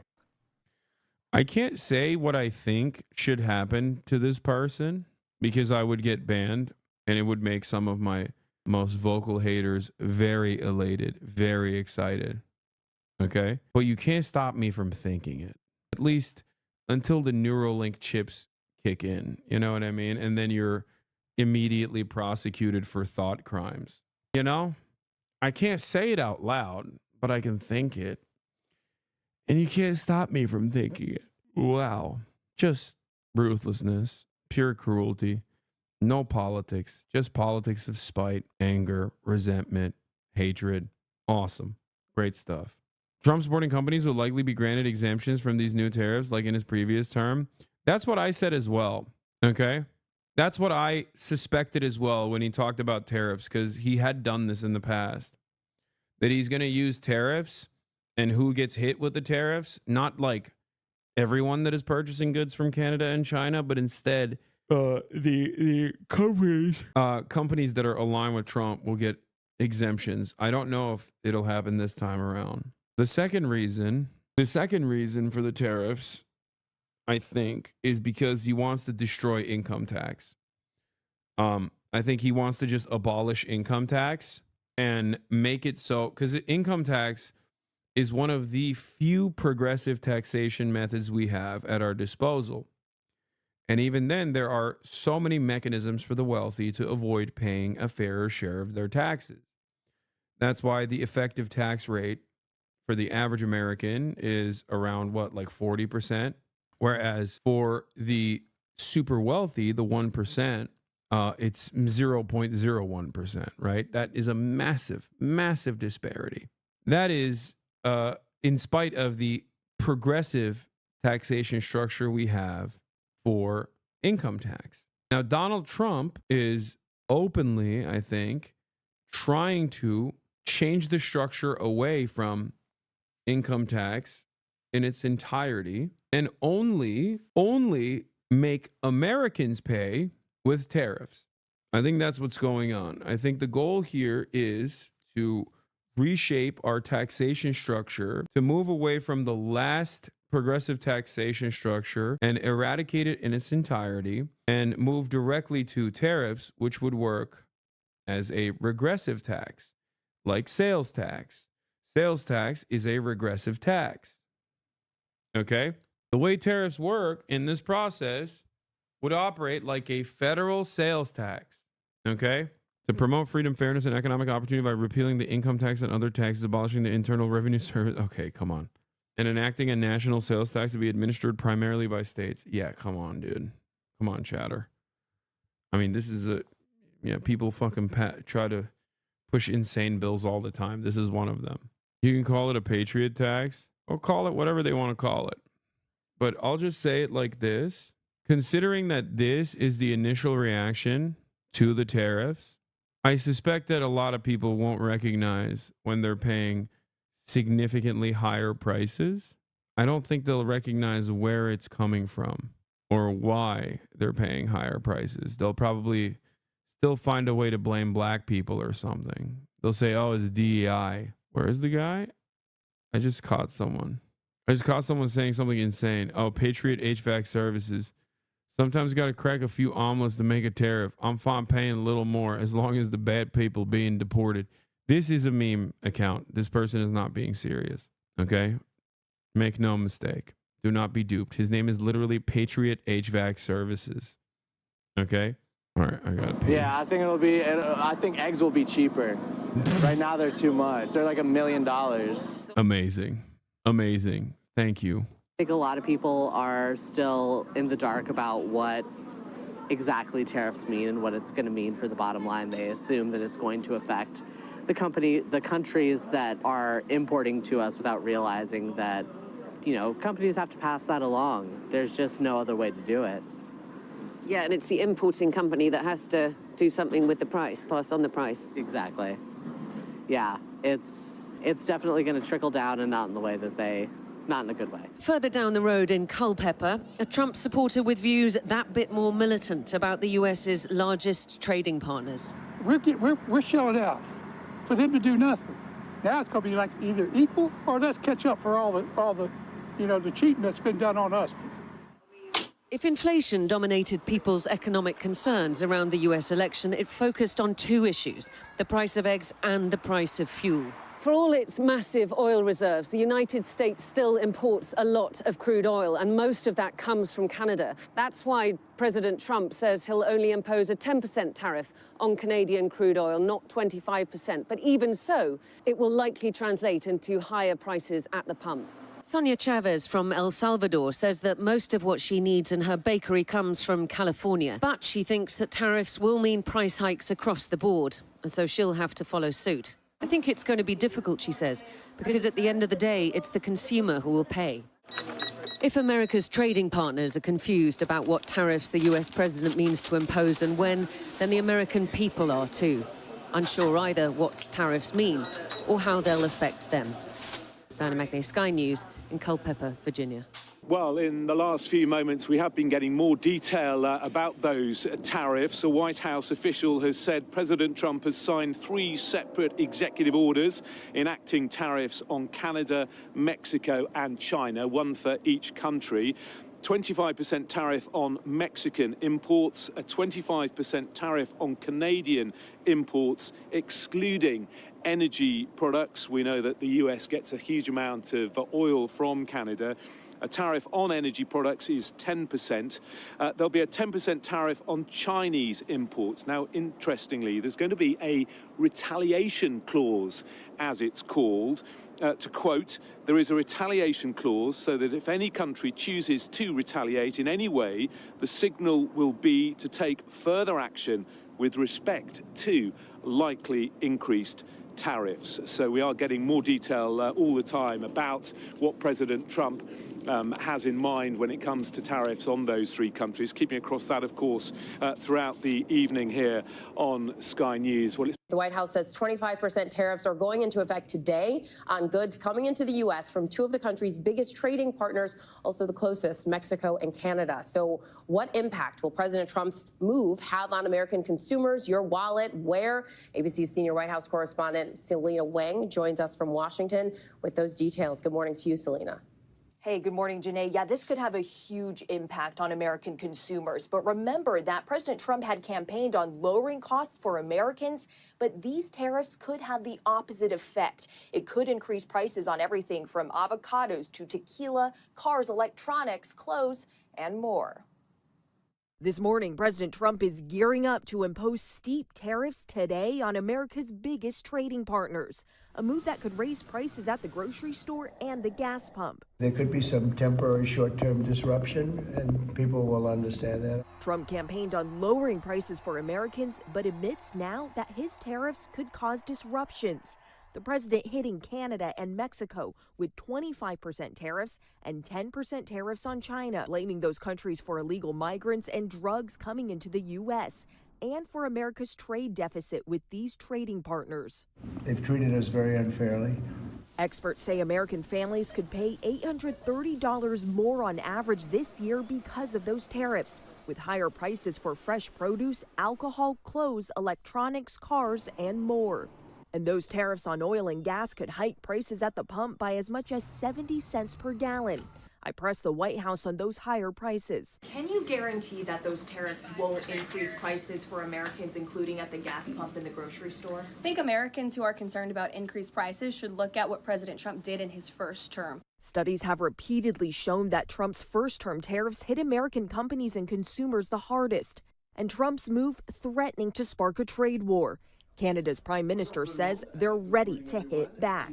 If tariffs are implemented against Canada, we will respond. We won't relent until tariffs are removed, and of course, everything is on the table. So tariffs are taxes on goods that U.S. companies and importers pay, and then they largely pass on those higher costs to U.S. consumers. And Janae, some companies are also warning that this could put millions of jobs at risk here in America. The impacts remain to be seen. Those impacts remain to be seen, Selena. And we're also learning new information about President Trump's plans to fire FBI agents. What can you tell us about that? Yeah, Janae, so sources are telling us that the Trump administration is compiling a list of FBI agents to fire or force out. We're told that the administration is specifically looking into people. JD Pondon. He said the FBI will pay for its crimes against revolutionary black leaders in this country. Oh, the Chamber of Commerce is not happy? Wow, I'm shocked. Statement from the U.S. Chamber. Tariffs are not the answer. Washington, D.C., U.S. Chamber of Commerce, Senior Vice President and Head of International John Murphy released the following statement regarding President Trump's announcement that the administration will implement 25% tariffs on Canada, Mexico, and 10% tariffs on China.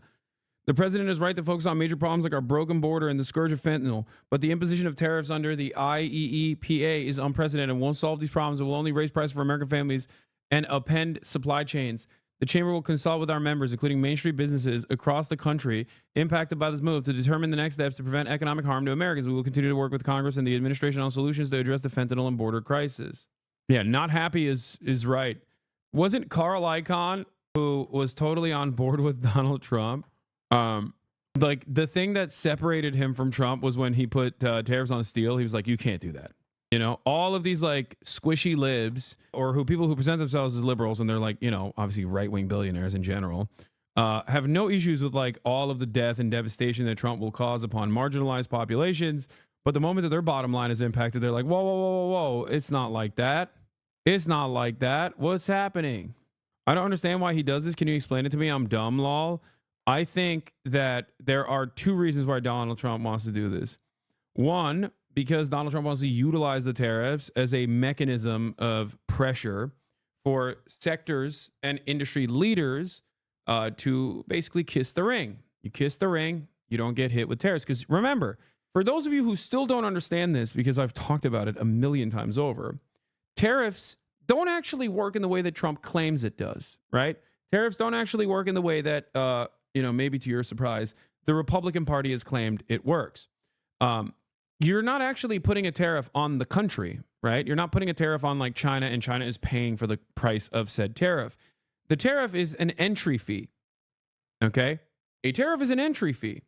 So it's not actually the Chinese companies that are paying for the tariff.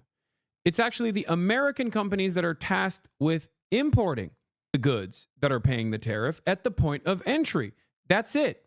So it's actually American manufacturers that will now get a more costly good overall. Because if, let's say, you're getting your t-shirts shipped from China, right? Your garments, you're a garment producer, or the raw materials necessary to produce garments in the United States of America. Let's say you're getting that from China, right?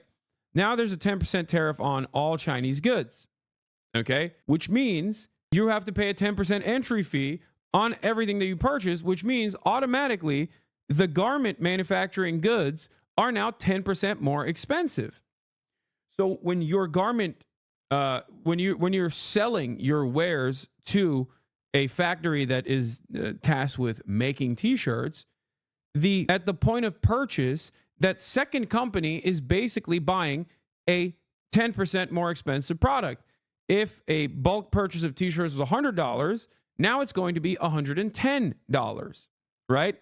And when that happens, and that t-shirt manufacturer takes $110 worth of t-shirts now that previously was $100, they are going to increase the price of all of the t-shirts that they're making so that they can carry the cost over to the consumer, right? So now the product, like the cost of the good necessary to make this product is increased. The cost of the product is increased overall. And every step of the way, from the point of the merchandise, the point of the goods entering the United States, all the way to the point of the consumer purchasing it at a store, the cost of that t-shirt increases every step along the way. Okay? And you, as a consumer, end up paying the price. The money made by the tariffs, the additional money, goes to the federal government. Now they have extra money that they can work with. Okay? And you, the consumer, are technically subsidizing that money. This is the reason why tariffs can be seen as a federal sales tax. Okay? Now, what's, I guess, somewhat interesting about this process is that there's also almost always retaliatory tariffs from the other country, which, and for the record, when tariffs do happen, okay, if there is no competitive domestic manufacturing, of course, trade of that sort of commodity, or all commodities, if all commodities are tariffed, will actually decrease because people will seek out cheaper alternatives. So they will move in the direction of like Vietnam, for example, or another manufacturing hub that isn't China, that will still make the same or similar products without the additional cost associated with it. Now, of course, changing your manufacturing to a different country is an arduous and relatively costly process. So that in and of itself will also yield more expensive goods at the point of purchase. So there's also that issue in the interim. And the retaliatory tariffs, on the other hand, will also yield the same exact results. China will engage in retaliatory tariffs like they did with soybean, right? That's what they did when Donald Trump in his first administration engaged in tariffs on steel from China. And China said, okay, we're putting a tariff on soybeans. This ends up harming the American manufacturers because now the Chinese government is looking for alternatives to purchase soybeans from. So they're not going to get it from America. They're going to get it from elsewhere. And at the end of that process, it ends up harming the American manufacturers. Okay? Nah, companies are getting faster and cheaper at changing countries. The shell game continues, but yeah, it's just a Band-Aid. Yeah, but still. And I say this, I criticize all of this for the record, while also maintaining the position that tariffs on particular goods is not necessarily a bad thing. While on the one hand, I want a BYD car, I wish that American manufacturing was interested in making competitive electric vehicles. So while we do actually maintain some understandable trade isolationist policies when it comes to car manufacturing, for example, in an effort to preserve and protect our manufacturing sector and automobile manufacturing, the American manufacturers are also not using this as an opportunity to create better products overall, but instead products that hyper-focus on avoiding CAFE standards and building larger and larger tank-like structures in a country where the Ford F-150 is the most popular vehicle. I considered that to be an annoying nuisance while still maintaining the position that I understand why there is a necessity for some tariffs on some goods. Why? Because the automobile industry in the United States of America is a competent and competitive manufacturing force that already exists. Now it's in a state of disrepair. It's been crippled.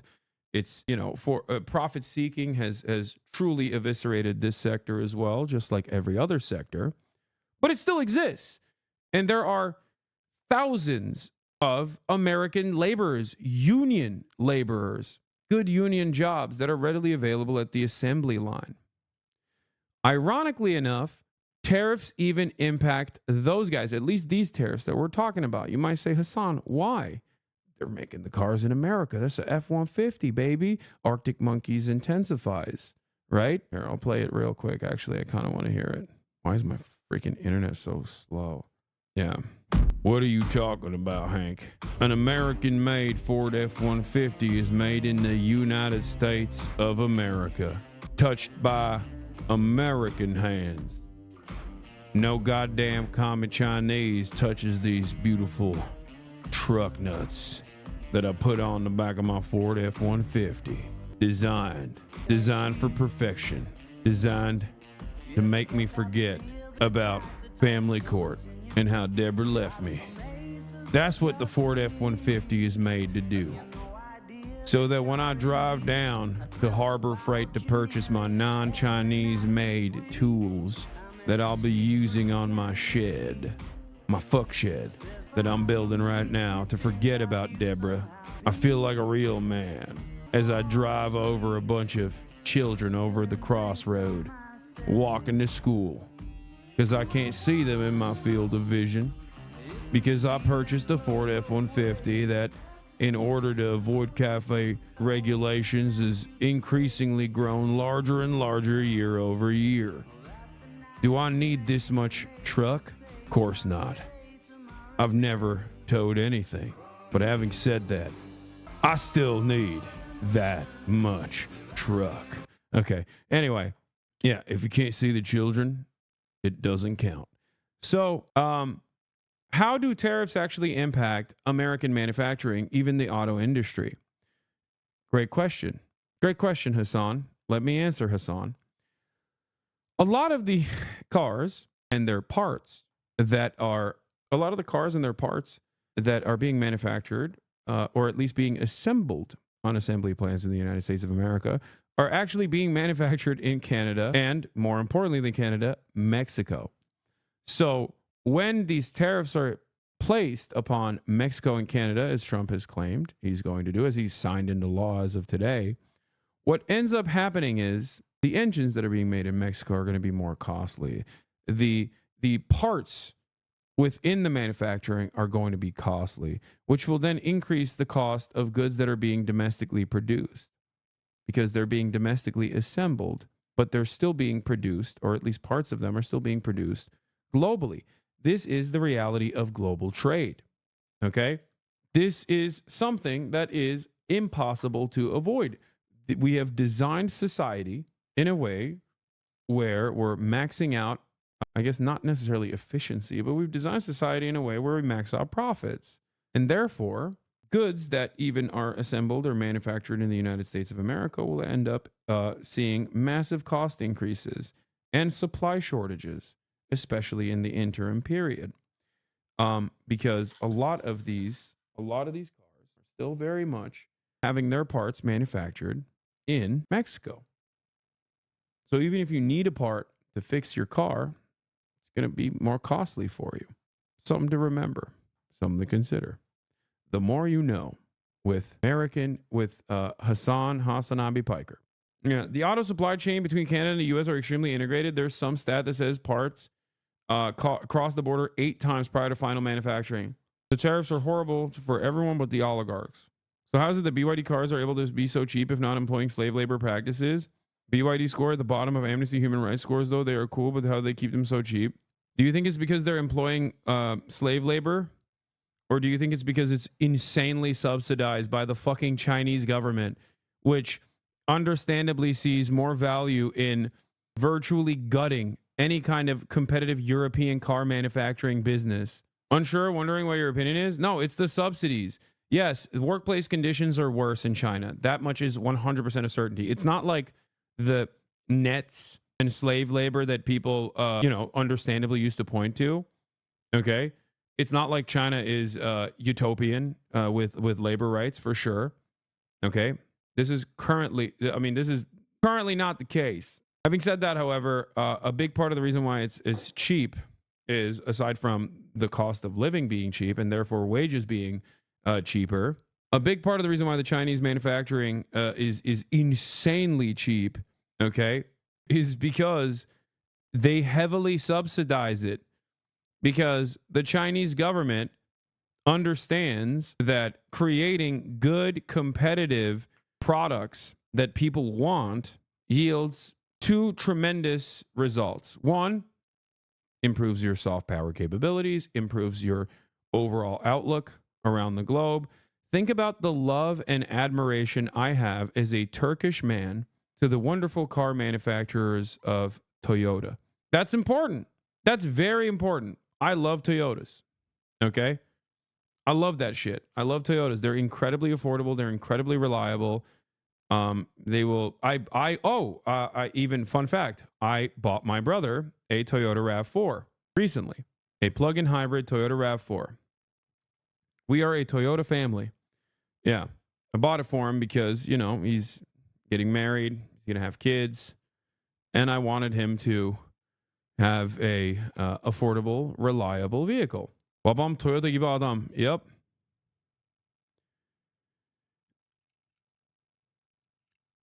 Do you think they're as reliable as our boy who did your brow? Okay, listen, that's just different shit. Don't focus on that. Damn, this guy's good.